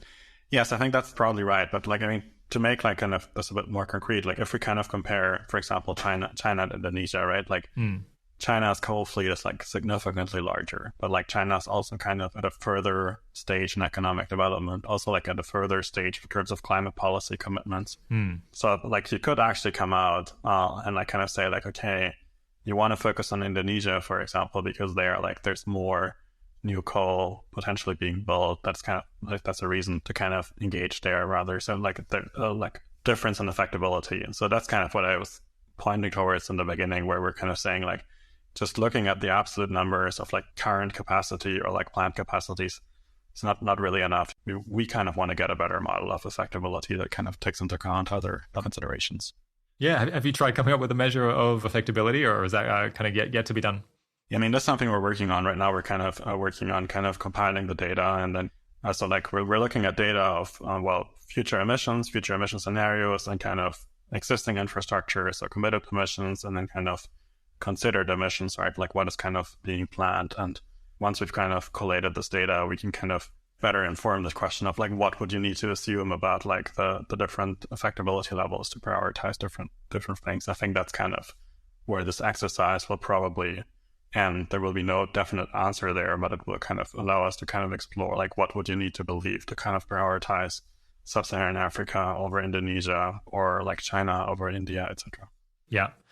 This is making me think about when I was growing up in Australia and hearing a lot about climate change. You know, Australia, despite being having a pretty bad record on a per capita basis, is just a really small country, and so its emissions kind of don't amount to very much in the scheme of things. Certainly considering all of the 21st or 22nd century. But then most of the discussion is around how can we change Australia's emissions right now. What can we do to reduce per capita emissions in Australia, over the next 10 years, which you're suggesting is kind of a really big distraction. But then I wonder, maybe that actually kind of is fine because it prompts you to, spend money on developing or deploying new technologies, and that ends up driving down the cost. And in fact, that is not unreasonable way to influence, to have a much larger effect by influencing what other countries end up doing over the longer term. It's kind of a case where you could be like at least in the ballpark of being right, even though people are following kind of the completely wrong logic. Yeah, I guess there's two things that I would say to that. Like one is kind of developing technology and driving down the cost is not usually what you prioritize if you're kind of looking at your place for the next 10 years, right? So like this is not where this action leads to, right? If we kind of look at like why did Germany build was willing to subsidize renewables so much, this was not driven by climate. This was mostly driven by Germans really liking renewables and Germans really wanting to phase out nuclear power. So it's kind of the motivation was actually quite different. So I think that's kind of the problem here. But in general, like the politically feasible way in countries to kind of make a contribution is to drive down technology. So like I think we very much agree on that. I mean, California is, I think, smaller than Australia, right? And like California had a large impact on global emissions through innovation.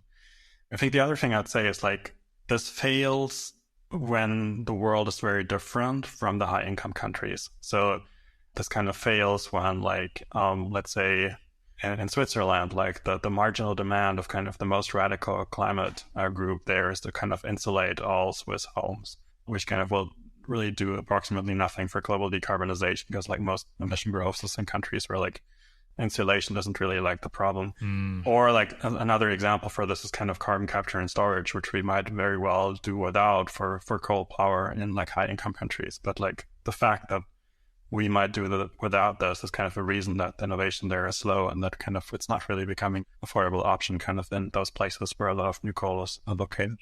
Right. So the technologies that you might end up deploying in Australia could just like not be super transferable or not be the priorities if you're thinking about much larger countries over a much longer time period. Yeah. Okay. Let's finally turn to specific approaches or specific technologies or more concrete projects and how interesting they seem to you.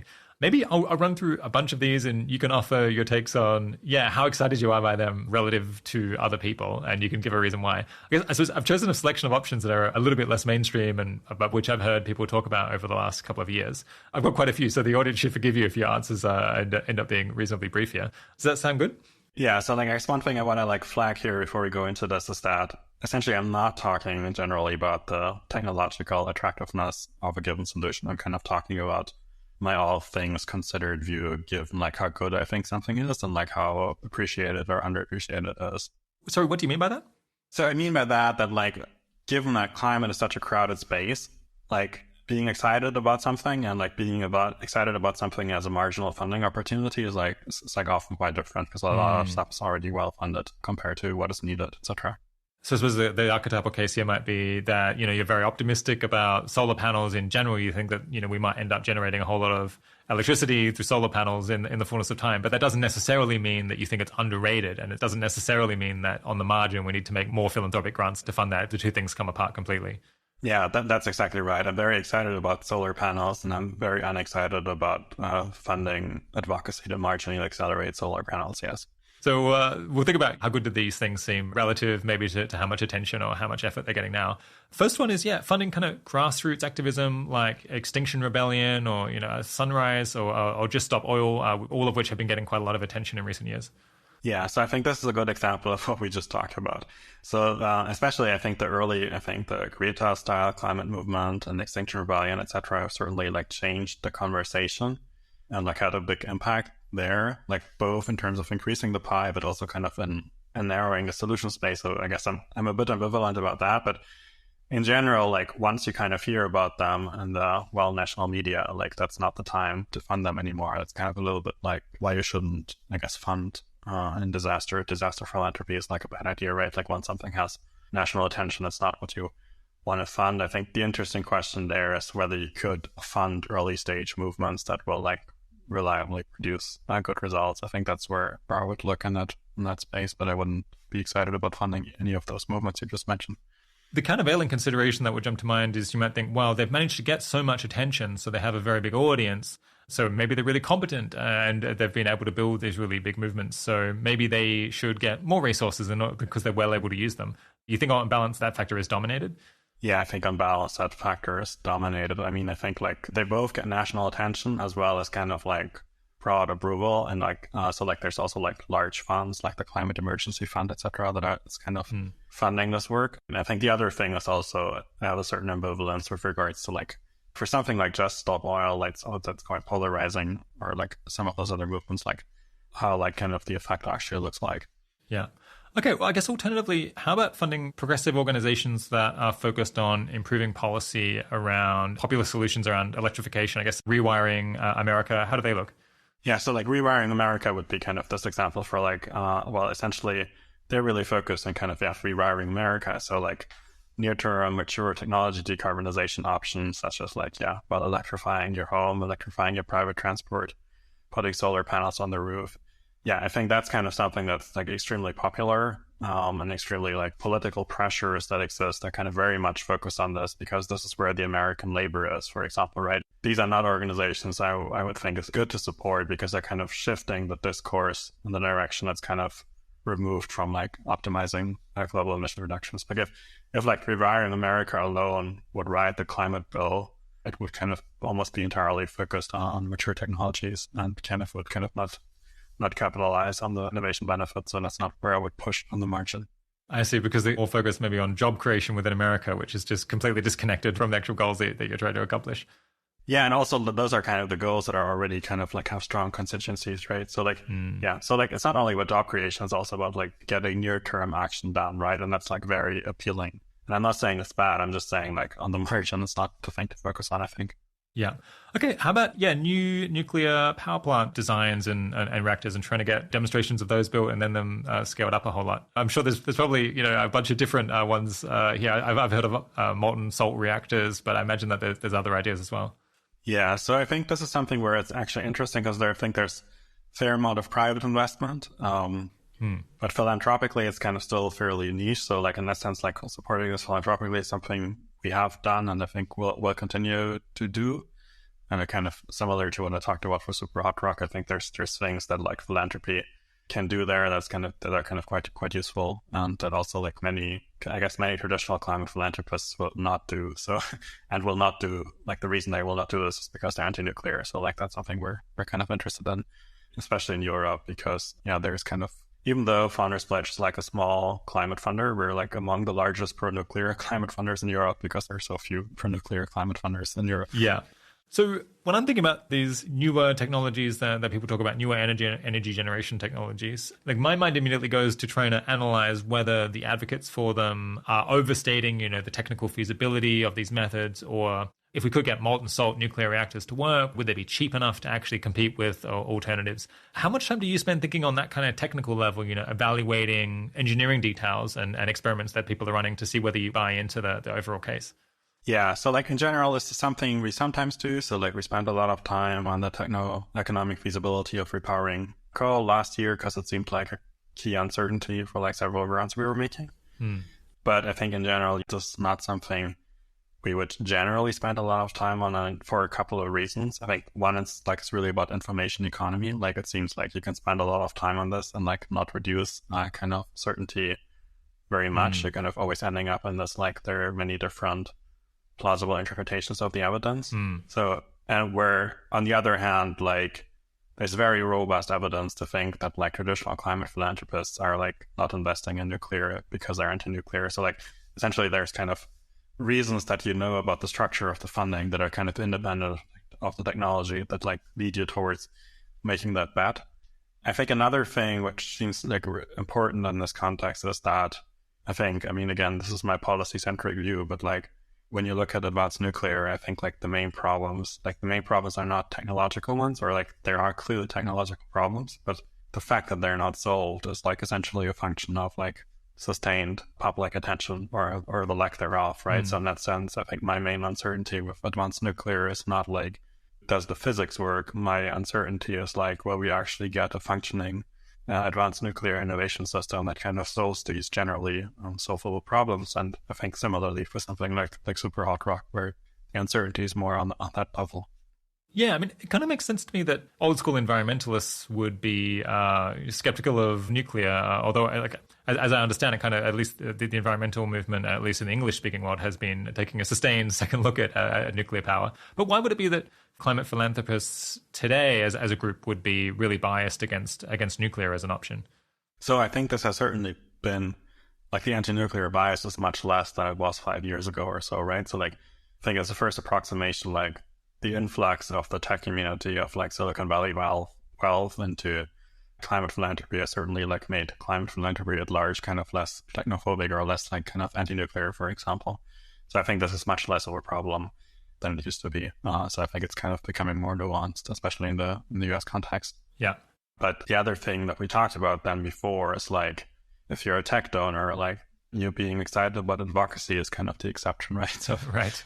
Yeah, another proposal, or like nuclear-related proposal that I've heard is that rather than try to come up with new nuclear power designs that involve all kinds of new methods to try to make them safer or more efficient or cheaper or whatever, a bunch of innovation, instead what we should do is just take the existing best designs that have already gotten regulatory approval and so have already gone through all the testing that can take years or decades, and instead just produce tons of really small versions of these, so kind of really modular reactors, and that is something that could be done a whole lot faster if you were making them sufficiently small that they could just be mass produced in factories and then rolled out at all kinds of sites. Yeah, have you heard that idea? And if so, do you have a view on it? Yeah, so I mean, this is just a form of small modular reactors, right? So like both NuScale in the US and kind of Rolls-Royce, I think, in the UK. So like both of those reactors, so these small modular reactors are essentially using existing technologies, and I think those are kind of the lowest risk versions. So in a portfolio of different advanced nuclear bets, technologically speaking. I guess those are probably the lowest risk ones, but also the ones that probably seem like least exciting in terms of solving some of the other things that people don't like about nuclear. But yeah, I think those are plausible candidates. Those are the ones that are generally furthest in the kind of pipeline. Yeah, I guess. So what are those groups trying to do there? I suppose that they're trying to break through the regulatory barriers to building any new nuclear in many locations. Is that the thing that they're trying to confront?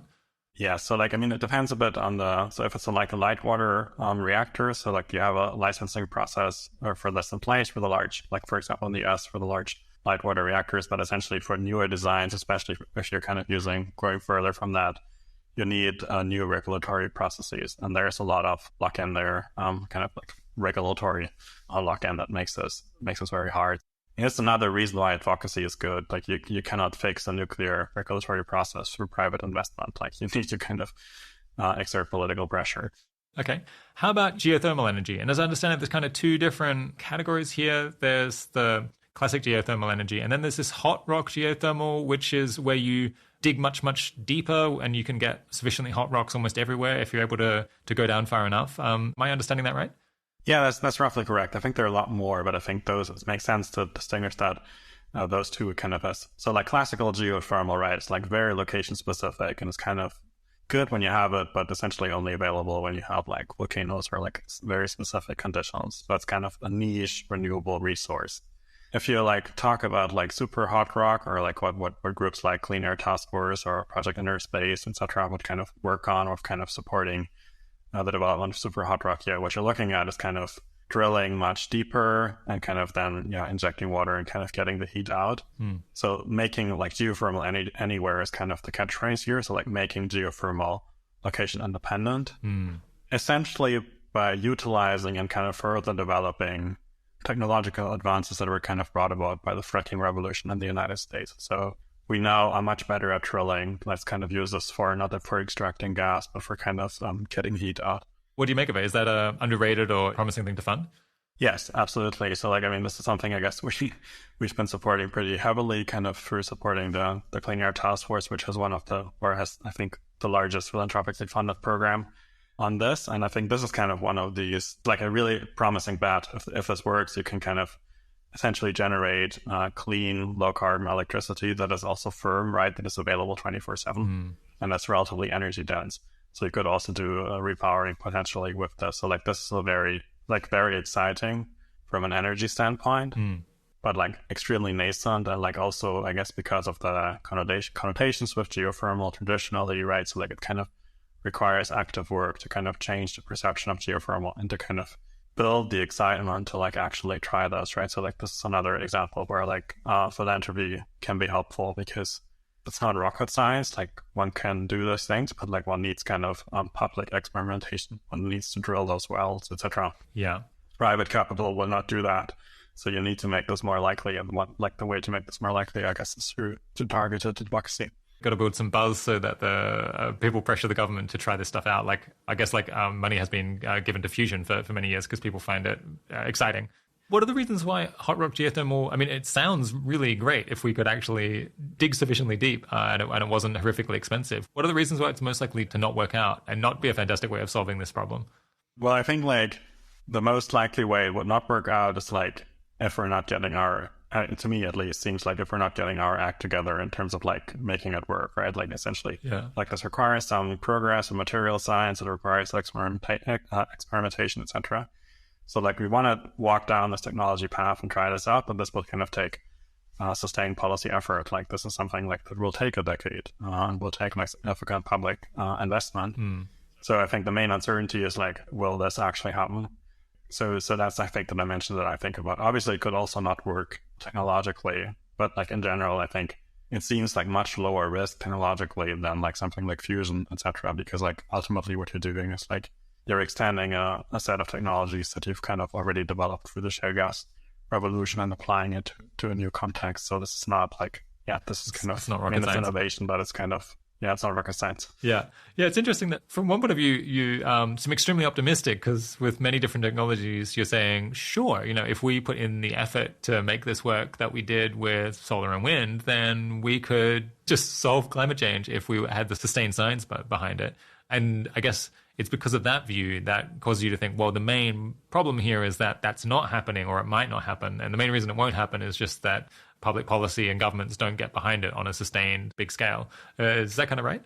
I think that's kind of right. I think if we had the level of enthusiasm and public support about all climate solutions than what we had for solar and wind, we can definitely solve climate change. And I would be very confident about that, being basically true, right? It doesn't mean I'm sure that any one of those technologies will definitely succeed, but there are enough really good bets worth making. And it's not that solar was cheap in 2000. It's not obviously a great energy solution. There were lots of articles then about renewables never getting cheap, never being a significant part of the energy supply. So I think that's kind of the evidence for technological change at a first approximation is to a large degree the result of kind of decisions. I mean, I think it's different for something like fusion, right? But for stuff that isn't quite fusion, I think that seems generally quite true to me. Yeah. Well, speaking of fusion, how about nuclear fusion? Yeah, so I think nuclear fusion for me is kind of something that I find interesting for the long-term potential for humanity. I don't really see it that relevant for kind of climate timelines. And sometimes I'm a bit worried that people kind of look to fusion and then kind of don't take advanced nuclear or advanced nuclear fission seriously. So I think so does I see this a bit as a risk. It's not something I kind of talk a lot about because it's kind of, I kind of see it on a different timeline and it's not really needed. We have a lot of other bets we could solve this problem with. I see. So the problem is just that it's going to take too long to get it to a commercial price. That the technical challenges are greater, and so there's other things that you're more optimistic about, coming before nuclear fusion, basically. Yeah, and it would be kind of a shame if we would now all get excited about nuclear fusion and wouldn't make sure that all of the advanced nuclear designs, nuclear fission designs we now have in the pipeline, that we don't get them to commercialization by 2030. Yeah. Is there some particular technical challenge that stands out to you as being the reason why nuclear fusion won't be a common electricity source anytime soon? So I don't look into the technology there deeply, but it's just we're essentially pre-demonstration. So, and we're many years away from demonstration, right? Many of the advanced nuclear fission designs have been demonstrated in the lab in the 1960s and 1980s. Obviously, you can always have an intelligence explosion and these kind of things, and then everything gets radically faster. I think that's a very EA kind of uncertainty that I might have there. But if you kind of think about technological changes roughly the way it has been in the past, then it seems clear that this is further away than advanced nuclear or superstructure from. Yeah. I'll stick up with links to a couple of videos from the YouTube channel Real Engineering that I watched last year, which it definitely made me appreciate just how challenging it is to make nuclear fusion work at a reasonable price. It does seem although it's super cool, it does seem like it's some way off. How about efforts to make concrete with less carbon dioxide? Because as I understand it, actually concrete is just an enormous source of emissions that I guess at least I don't think about very much. Yes, and I think for that reason, that's one of the areas we should be focusing on, right? Industrial decarbonization and cement, etc. So generally that seems more neglected. I mean, it is one of the foci of Bill Gates' effort, also as a break for energy, also the private capital efforts of this. So that kind of makes us neglect in this piece a little bit less emphasized, but in general, it's probably still more neglected than most other things. And it's kind of very much related to this carbon lock-in problem and to the geographical disconnect. So essentially we could talk about this a lot less kind of focused on countries where we have a lot of existing kind of concrete infrastructure, but a lot of the world is gonna need a lot more concrete kind of as they're building the economy. So it kind of has a higher global importance than what we would guess kind of the local importance from where we are. Yeah. I guess, remind me, what is it? Cement is responsible for 5% of emissions globally or something like that. And I don't know whether there are many scientists or businesses working on figuring out how to do that without producing so much CO2. Something in the order of 3 to 4% or something. Yeah. But yeah, I mean, it's always hard to make these calculations in climate because there's always people working on it. You never kind of get into this extreme neglectedness.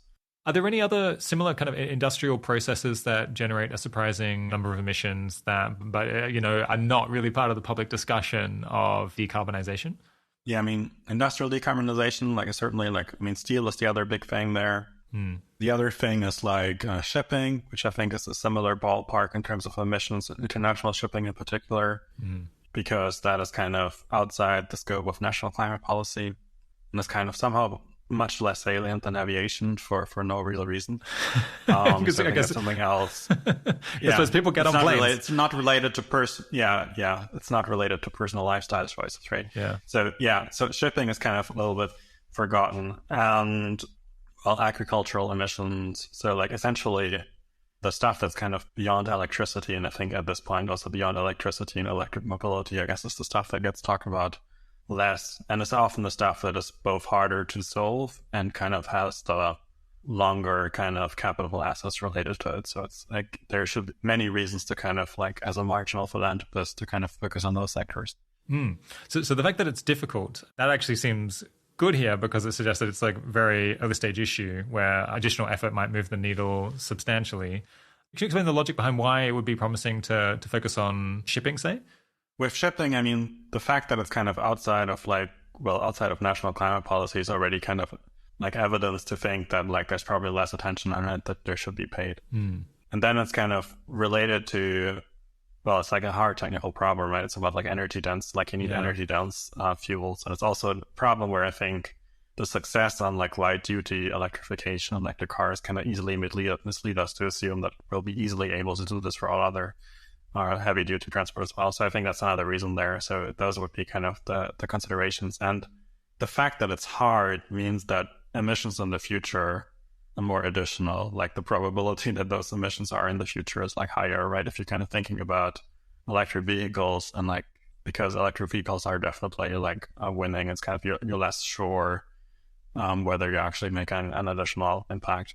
I see. So the issue is, because it might be that it doesn't get solved, maybe ever, or not for an extremely long time, there's more time for emissions from that source to accumulate. And so you can potentially have a bigger impact that way. Whereas if you worked on cars, cars are going to be electrified soon within a reasonable amount of time anyway. So there's just only so much you can do there. Yeah, I think that's essentially the argument. Yeah. Yeah. What about, emissions from farming or agriculture? And I suppose famously, animal agriculture stands out there. I mean, this certainly does not receive enough attention. It's also generally hard to decarbonize for all kinds of different reasons. I mean, I think the thing I'm most excited about in this space are alternative proteins as kind of a modular technology that we could scale in the same way that we scaled, or not in the same, but in a similar way that we kind of scaled other modular technologies through kind of public investment. So that's something I'm quite excited about there, compared to other opportunities, because that could work quite well. Obviously, we'll only have effects kind of in the 2030s to 2040s, but to me that seems all right, because methane emissions right now are also not, I guess on the view that I take, not that important right now. Okay. Not reducing methane this decade, but reducing it in the 2030s. There's less kind of impact cost in that. Yep.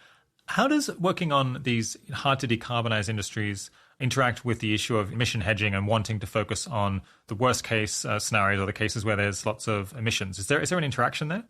I mean, there's definitely interaction there, right? So pretty much irrespectively of what happens, electric cars will kind of replace combustion engines, etc.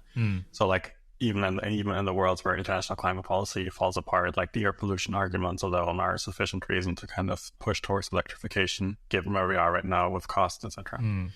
I think another kind of prominent interaction there is that hard to decarbonize oftentimes is, or almost always, is kind of about energy density. And essentially, so it's very strongly correlated with difficult to electrify. So in that sense, if you kind of think about potential breaking points and the climate response, I think it's that's another interaction there. Yeah. Okay. And I suppose maybe just the obvious one that was occurring to me, but I wasn't putting my finger on it, is that in the scenarios where we emit maybe a lot more than we expect, those might be worlds where it's just we never figure out how to decarbonize planes or shipping or concrete production or steel. It turns out to be really hard. And so focusing on finding a way to decarbonize those where we might just never get on a trajectory of doing so is more concentrated on the worst world, potentially.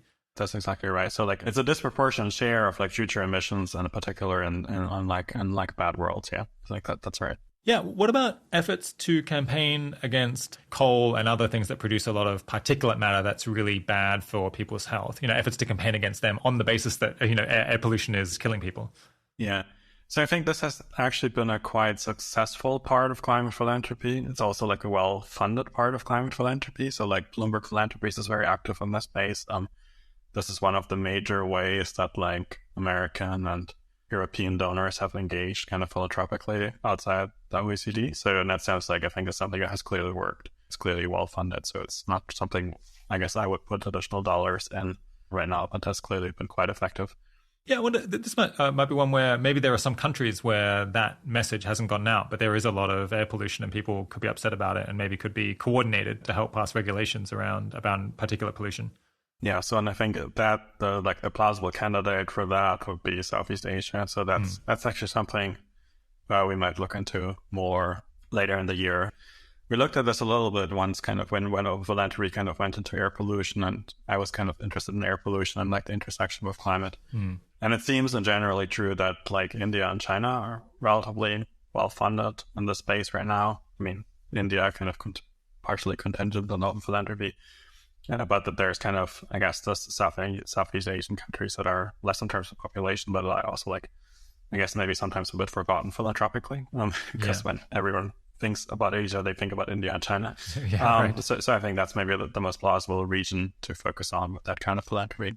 Okay, yeah. What about research into geoengineering to reduce the temperature of the Earth directly by potentially, I guess, reducing how much of the sun actually gets past the clouds and into the atmosphere?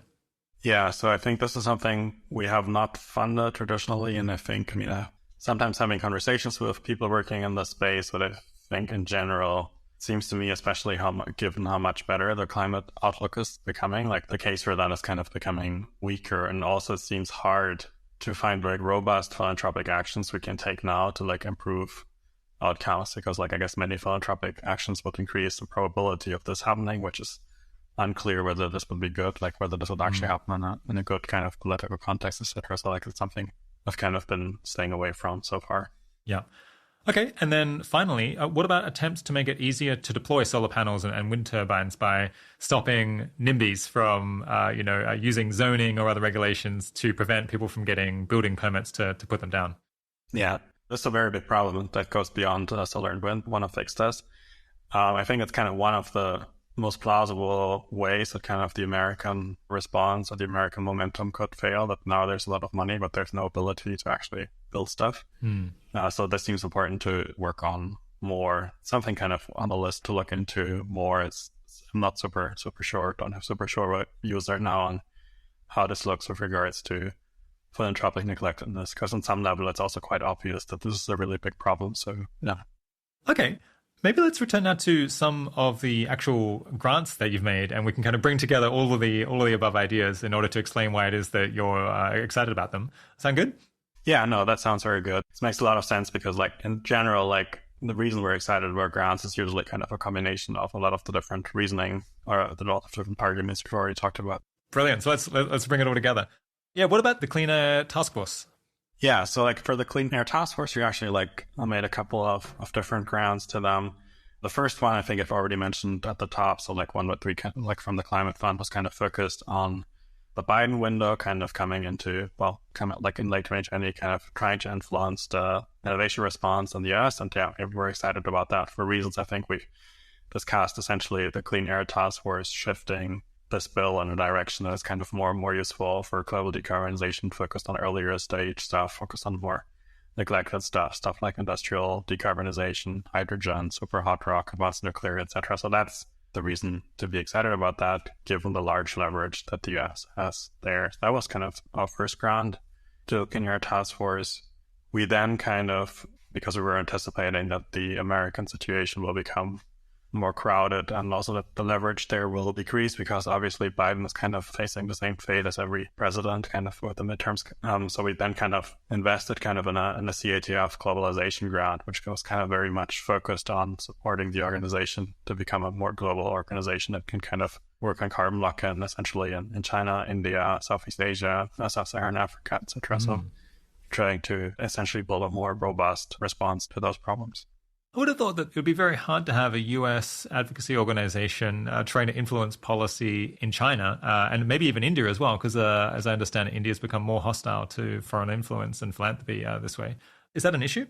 So, I mean, this is definitely an issue. And when we're funding this, this is very much focused on them building like local teams and having like local leaders and local staff, because even if it's not as restricted as China, India, the credibility and having like local understanding of the context is important. So it's not about exporting an American organization, having like American leads for all of those regions. Yeah, but in general, this is definitely a problem. It's definitely harder also to make grants in those regions. It requires more effort, but yeah, we're also made more grants in this space, right? So we just made a grant in China, kind of partially also motivated by the fact that because it's harder, it's also kind of more neglected. So how about the grants in China? What was the reasoning there? Yeah, so there's a couple of like different reasons there, but so I guess first of all, China is obviously like a really large emitter, right? It's like something like 25% or so of like future emissions. And obviously it's also like a major provider of clean technology. So like it's a really, really important region for how climate goes. At the same time, it's something like 6% or so of global climate philanthropy. So there's fairly little philanthropic intention there. And also, the grant that we made there, part of it is kind of focused on repowering with nuclear.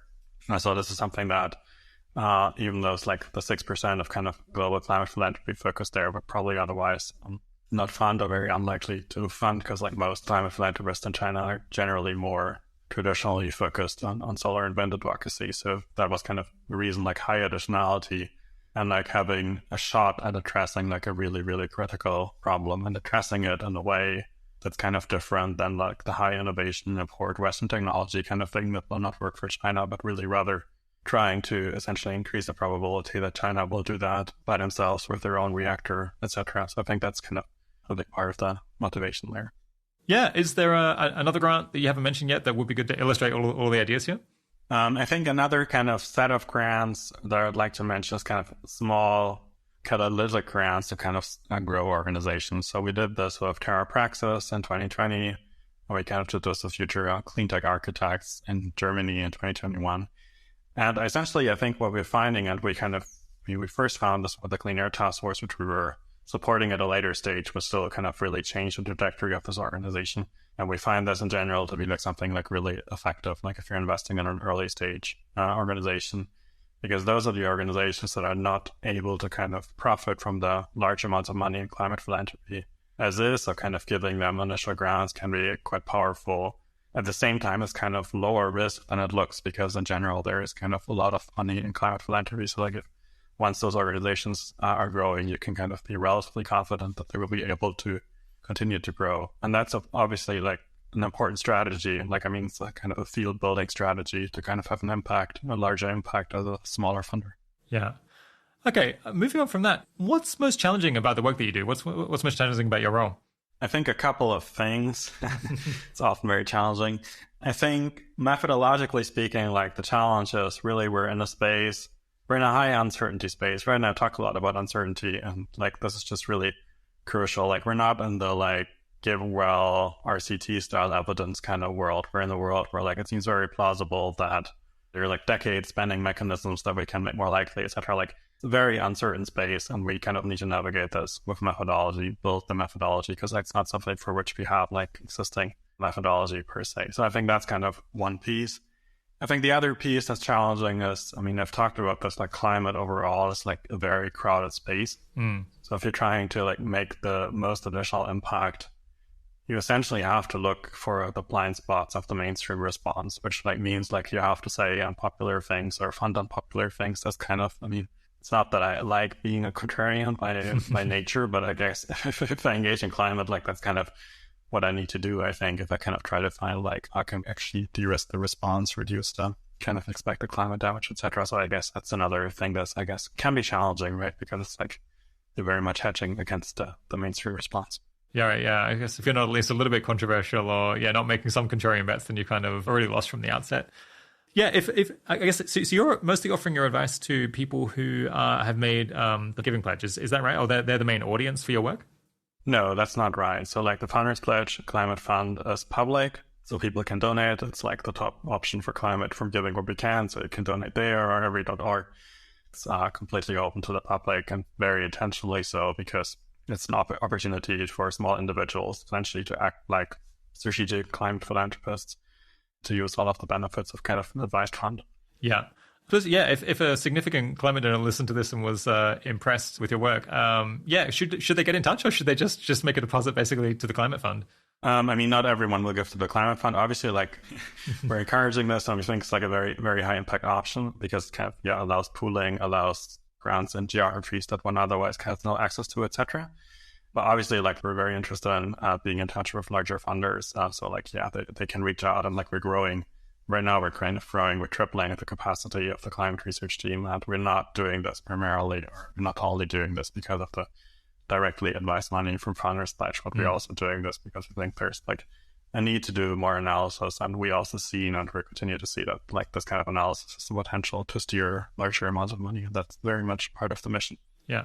Okay, so I guess until this point, we've mostly been focused on money and grant making because you're involved with the climate fund and advising major donors and trying to do the philanthropy side. But technically, 80,000 Hours is a careers advice organization, so we should also take a moment to think about careers advice and ways that might be different. What are the main differences between the advice you gave about money above and what kind of organizations you might make grants to, and what people might need to think about if they're planning out a career and trying to do as much as they can to prevent the damage of climate change? Yeah, so I think this is actually a really interesting question. I gave this a little bit of thought, but I think like the key thing that jumps to mind directly is if I follow like the research of 80,000 Hours directly, right, where it kind of says like most of your impact is kind of in your like mid 30s or later. Is that a roughly correct summary of your research? Yeah, I mean, obviously it's going to vary a ton between people and what area they're working in. But I think for many people that often is the case because you can have more impact when you're more senior and have been promoted for longer and have more skills. Yeah. So like, let's say this is true in expectation, right? So like, then if you're kind of thinking about this and like, let's say you're now like 22.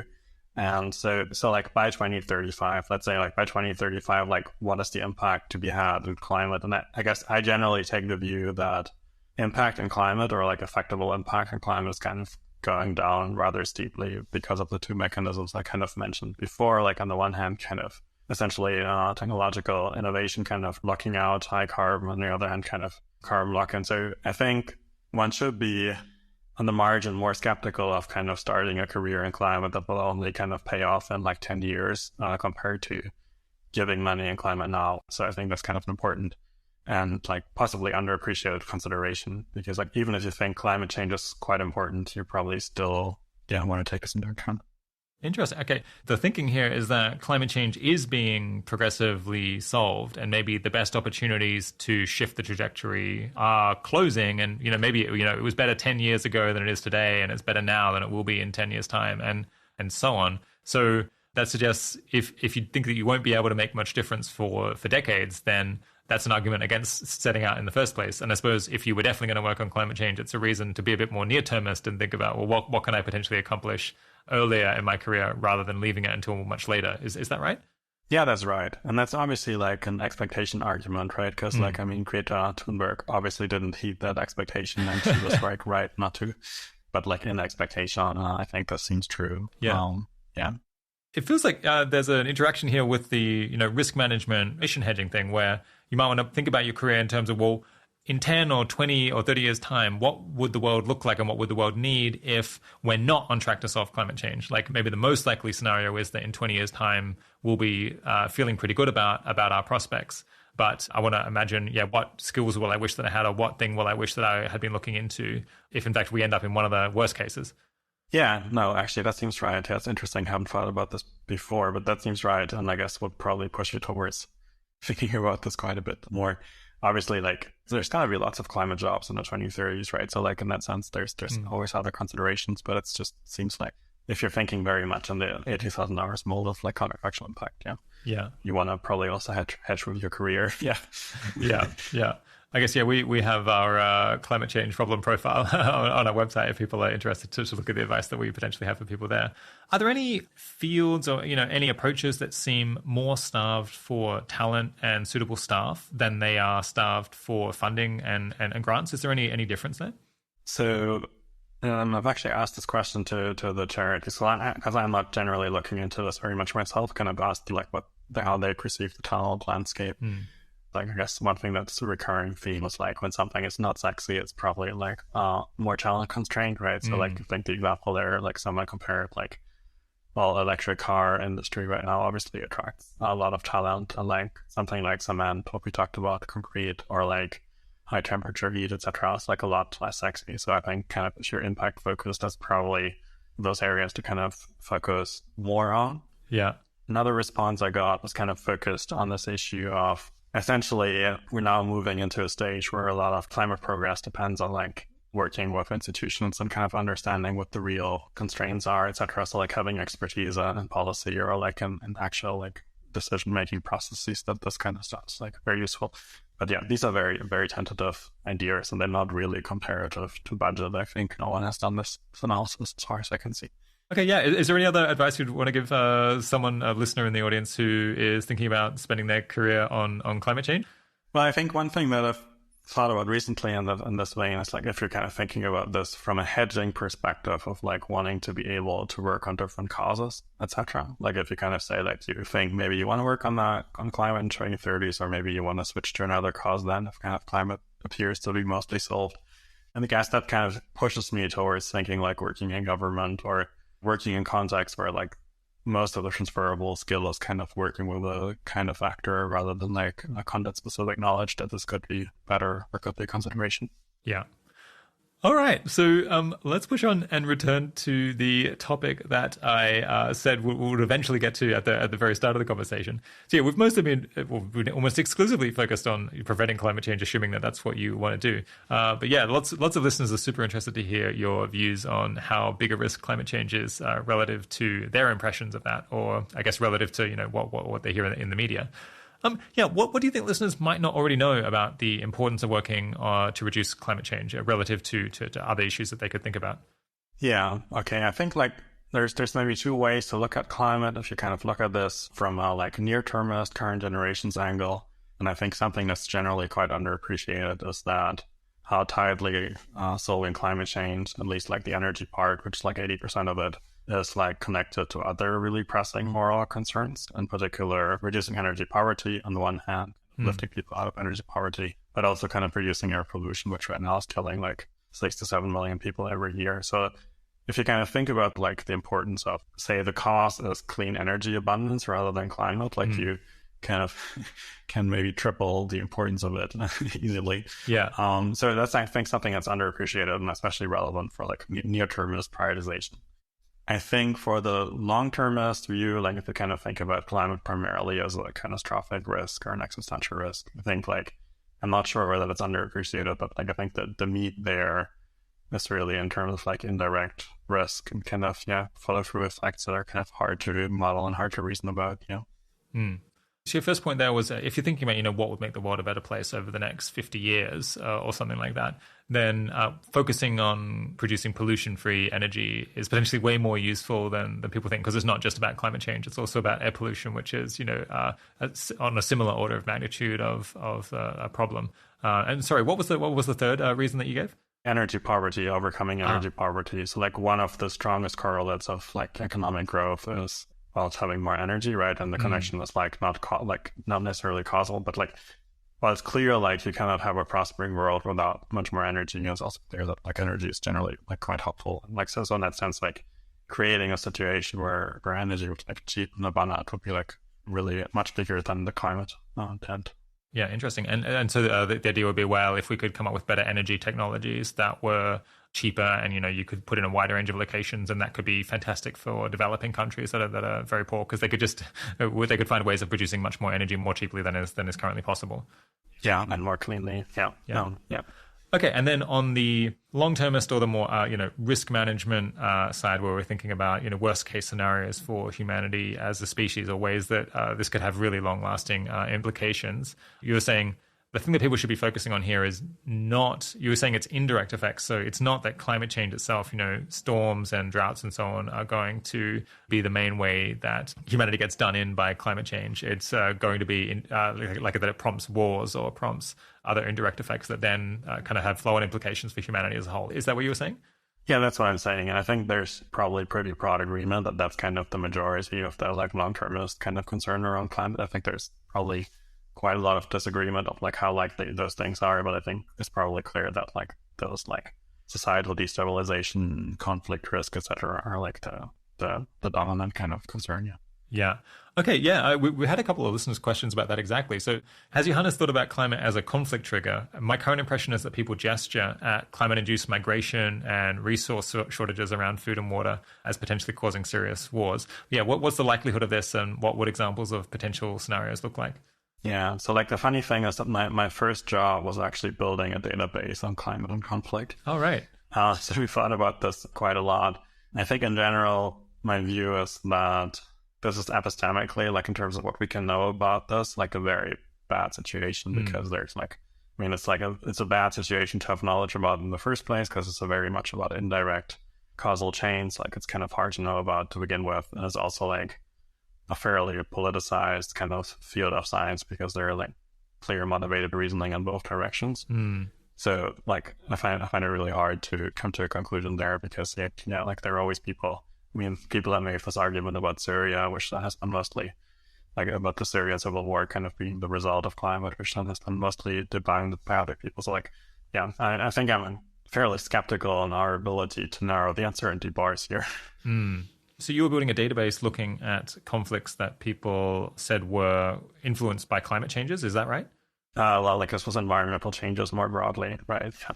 And did you learn something about the difficulty of attributing any particular conflict to any particular cause? Yeah. So essentially, this was a public-facing tool. This was made for diplomats. But what we essentially ended up in was having I think we had a model of a causal graph with 30 different arrows and usually 5-step causal chains, right? And once you're kind of in that space, then things get very uncertain. Yeah, right. Always multi-causal, right? That's the other aspect of it. Yeah. I suppose, intuitively, I'm kind of skeptical of the idea that climate change would cause a lot of wars, I suppose, especially great power wars. Because, I just think about the obvious ones would be basically China, Russia, the United States, maybe India at some point in future. I'm why would China and the US be significantly more likely to go to war, or Russia and the US because of climate change? Just the stories that people tell about that don't seem that intuitively plausible. Yeah, obviously this isn't my area, but I do sometimes worry that there's a certain vagueness in the thinking here that is allowing people to see risks where maybe if they tried to spell it out more specifically, it wouldn't seem so likely. I agree with this. Yes. I think something interesting here between how long-termists think about this and other people think about this, right? I guess we're giving a very special importance to a great power war. Whereas I think the thing you probably should worry about more from a climate risk perspective is civil strife, etc. These kind of wars which are on current technology, unlikely to be catastrophic. I think the thing I probably worry about the most on this angle would be something essentially having a situation of large global grievances, so essentially a large perception that the world is pretty untouched, that essentially there's a lot of climate damage in poor countries, and combining this with very available destructive technologies. If you think biorisk is a problem because everyone can have a massively powerful bioweapon, then I think you should worry more than under current technologies about having a generally happy world. Yeah, I see. Because just any conflict could end up being catastrophic if weapons get sufficiently powerful, if people are motivated to use them. That's the idea. Yeah, I think the idea would be the reason that we right now prioritize this great power war is because those are the only ones that are really catastrophically risky. But that is a function of the fact that right now the only really powerful weapon we have are nuclear weapons that are not available to the poorest countries in the world. Yeah, that does seem like a potentially good point. I suppose if any civil war is going to be catastrophic for all of humanity, then we're in a very, very bad situation. It's going to be hard to create complete peace globally anytime soon. Yeah, I guess to get the climate change and conflict people their due, I think a model that they often have in their mind, which I guess actually I'm kind of sympathetic to. It's just that the world is this like super chaotic, unstable place where cause and effect is constantly ricocheting around everywhere. And maybe you think it's the case that the Syrian civil war wasn't in fact prompted by climatic changes. But let's say that it had been, and then that kind of causes a migration crisis, and then that causes a conflict between different countries that are squabbling over how to deal with that crisis, and it causes maybe the conflict in Syria then bleeds over into Iraq. And so, any specific story that you might try to tell about how things really fall apart because of climate change might not sound super plausible, but just the fact that bad things seem to prompt more other bad things on quite regularly should maybe give us pause about just anything that's making the world rougher and harder to survive in should be troubling. Yeah, I think that is basically my view, and I think it's kind of the reason mostly to prioritize climate from a long-termist perspective. The climate change and long-termism report that John Halstead wrote, and then the debate around this, I think, was pretty much focused on that. That kind of John was kind of coming from the perspective of okay, here is the direct observable evidence and direct causal effects, and then I guess there's from my perspective, really plausible critique of that, which is saying, okay, well, we're having a lot of indirect, unforeseeable effects and kind of generally a situation of decreasing political kind of stability, negative feedback loops. I think the thing I would say there, though, is all of that kind of requires pretty severe climate impact still, right? So the fact that the climate picture overall has been getting so much better makes all of those things less likely, and we should be honest about that. Yeah, okay. Setting aside the indirect effects, do you have any view on kind of the plausibility or probability of runaway climate change that kind of directly causes a ton of harm? So if we're kind of thinking about this in terms of direct, if we mean with this direct runaway extinction, geophysical kind of extinction event, I think the probability of that is really, really low at this point. I mean, just because the high emission scenarios where this becomes more likely have become so much less likely. And then I think it kind of was already quite unlikely to begin with. I don't remember the exact probabilities from Neil Bowerman's presentation on that, but I think compared to when he gave the presentation, I think 3 or 4 years ago, the climate picture, the emission picture has improved so much that this has probably become an order of magnitude less likely compared to that. Yeah, it is interesting. I suppose, from one point of view, you might be seen to be playing down how bad climate change is here. But part of what you're saying is that because we did all of this stuff, because we were worried about climate change, 10, 20, 30 years ago, it's because of that the picture has become less catastrophic, and we don't have to worry about these apocalyptic scenarios quite so much. And of course, if we hadn't done anything at all, and if no one was doing anything more now, then we really would be in a very, very troubling situation. But I guess on the margin, because people have woken up, and many, many countries are making some meaningful contribution to solving the problem. We don't necessarily have to stress that human extinction is going to be caused by this. Yeah, I think that seems right. I mean, being clear about where we are with regards to our climate response right now, I think is not only important for cost prioritization, and I also think it's not so clear what this means for cost prioritization, because there's always also this leverage argument, which kind of goes the other way. But I think it's also really important for taking the right lessons kind of in our climate response, because a lot of the climate movement or young climate people are very fatalistic, saying we made no progress at all, etc., which is entirely untrue, and kind of the solution, or a big part of the solution, kind of lies in plain sight with okay, what we've been able to do with solar, wind, electric cars. We need to do this for this product set of technologies, but for that we need to be able to recognize that we're actually able to kind of make meaningful global change and actually quite reasonably doable steps. Yeah. We're almost out of time. I suppose, one thing I wanted to add in on this question of, climate change versus other issues that someone could work on is that climate change really seems to stand out very strongly on solvability and tractability. I mean, we've just been talking about so many different angles, all of which seem somewhat promising. And kind of we have such a smorgasbord of options that it's more a matter of finding, well, what is the cool thing that people aren't already doing? I guess, if I was going to go and work on climate change, I think it would be something around, the fact that it seems so solvable and there's so many concrete things that you can get on board with. And that not only does it benefit people down the line, but also it would have these big benefits, as you're pointing out, to potentially to economic development and to air pollution and quality of life and science and technology more broadly. Does that resonate? That resonates, right? That resonates totally. And I think for me, this is also, if we kind of look at cost prioritization as it stands right now, it's a little bit the under theorized dimension. If I kind of think about like how EAs generally think about climate, kind of saying, okay, it's kind of less important as an existential risk than other existential or catastrophic risks. I agree with that.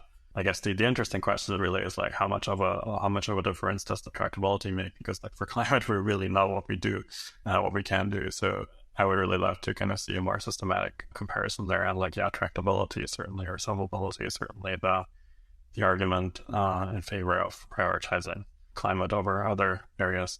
I also want to be very clear that I'm like not a climate maximalist. My argument is not like the EA community should do 5 times as much climate work. I think like it's important we're doing smart climate work, but like, yeah, I'm just that's very much not my argument. No, I think it's fantastic. It's fantastic whenever someone can work in an area and not become really narrow-mindedly thinking that it's like necessarily the most important thing just because they happen to be involved with it. Your impartiality and objectivity is much appreciated. I guess, yeah, on this theme of how there's so many cool things to potentially get involved with climate change. My final question is, yeah, if you had to go and work on some more object level climate change project rather than doing this high level research, which one do you think you might choose? Well, I mean, I think I would probably, I never thought about this. I think I'm probably pretty interested in like being like an innovation policymaker. I think that would probably, pretty interesting. Yes, but I'm actually really happy to be in the strategic space where I am right now. So yeah. I haven't thought about that. I feel like you're slightly cheating there because that sounds like another sort of research role. I suppose, yeah. Is there any kind of like, let's say that you had to become an engineer, Johannes? What kind of technology would you like to be working on? Wow, you've never thought about this, or you don't think about it in terms of what stuff is really cool. I've decided I'll not become an engineer when I sucked at physics like 15 years ago. So this was too far out of my mental Overton window. Maybe it's best that you not think about this because it ensures that you're not too starstruck, or what's the term? You're not like guided by whatever technology seems most exciting and most cool, like I don't know, rockets or nuclear fusion or whatever. Maybe it says something about you that you don't want to answer this question. You're not that into the romance of it. You just want to think about what is most useful. Yeah. Cool. My guest today has been Johannes Ackva.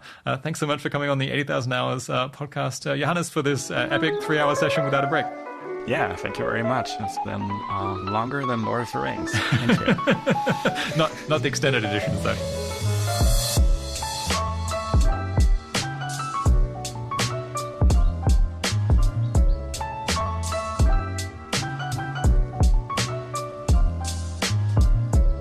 As I mentioned in the intro, Johannes and Founders Pledge are currently hiring researchers for their climate-focused grant-making program, and they think that listeners to this show are unusually likely to be a good fit for the role. They're open to people at varying levels of experience who are keen to work on climate with an impact-oriented lens, pushing forward the research agenda that Johannes and I were just talking about, and turning it into action via grant-making. They add in the job ad that you'll be working autonomously to delve into climate research, from investigations into the existing landscape to funding investigations into individual organizations, as well as shallow investigations of relevant methodological questions. They're open to hiring people in the UK as well as Europe or the United States, and salaries would vary from $95,000 to $120,000, depending on how much experience you have. Head over to the job ad if you want to learn more about that. There's a link to it in the blog post associated with this episode, of course, or you could also make it there via founderspledge.com/careers. All right, the 80,000 Hours podcast is produced and edited by Kieran Harris. Audio mastering and technical editing for this episode by Ryan Kessler. Full transcripts and extensive collection of links to learn more are available on our site and put together by Katie Moore. Thanks for joining. Talk to you again soon.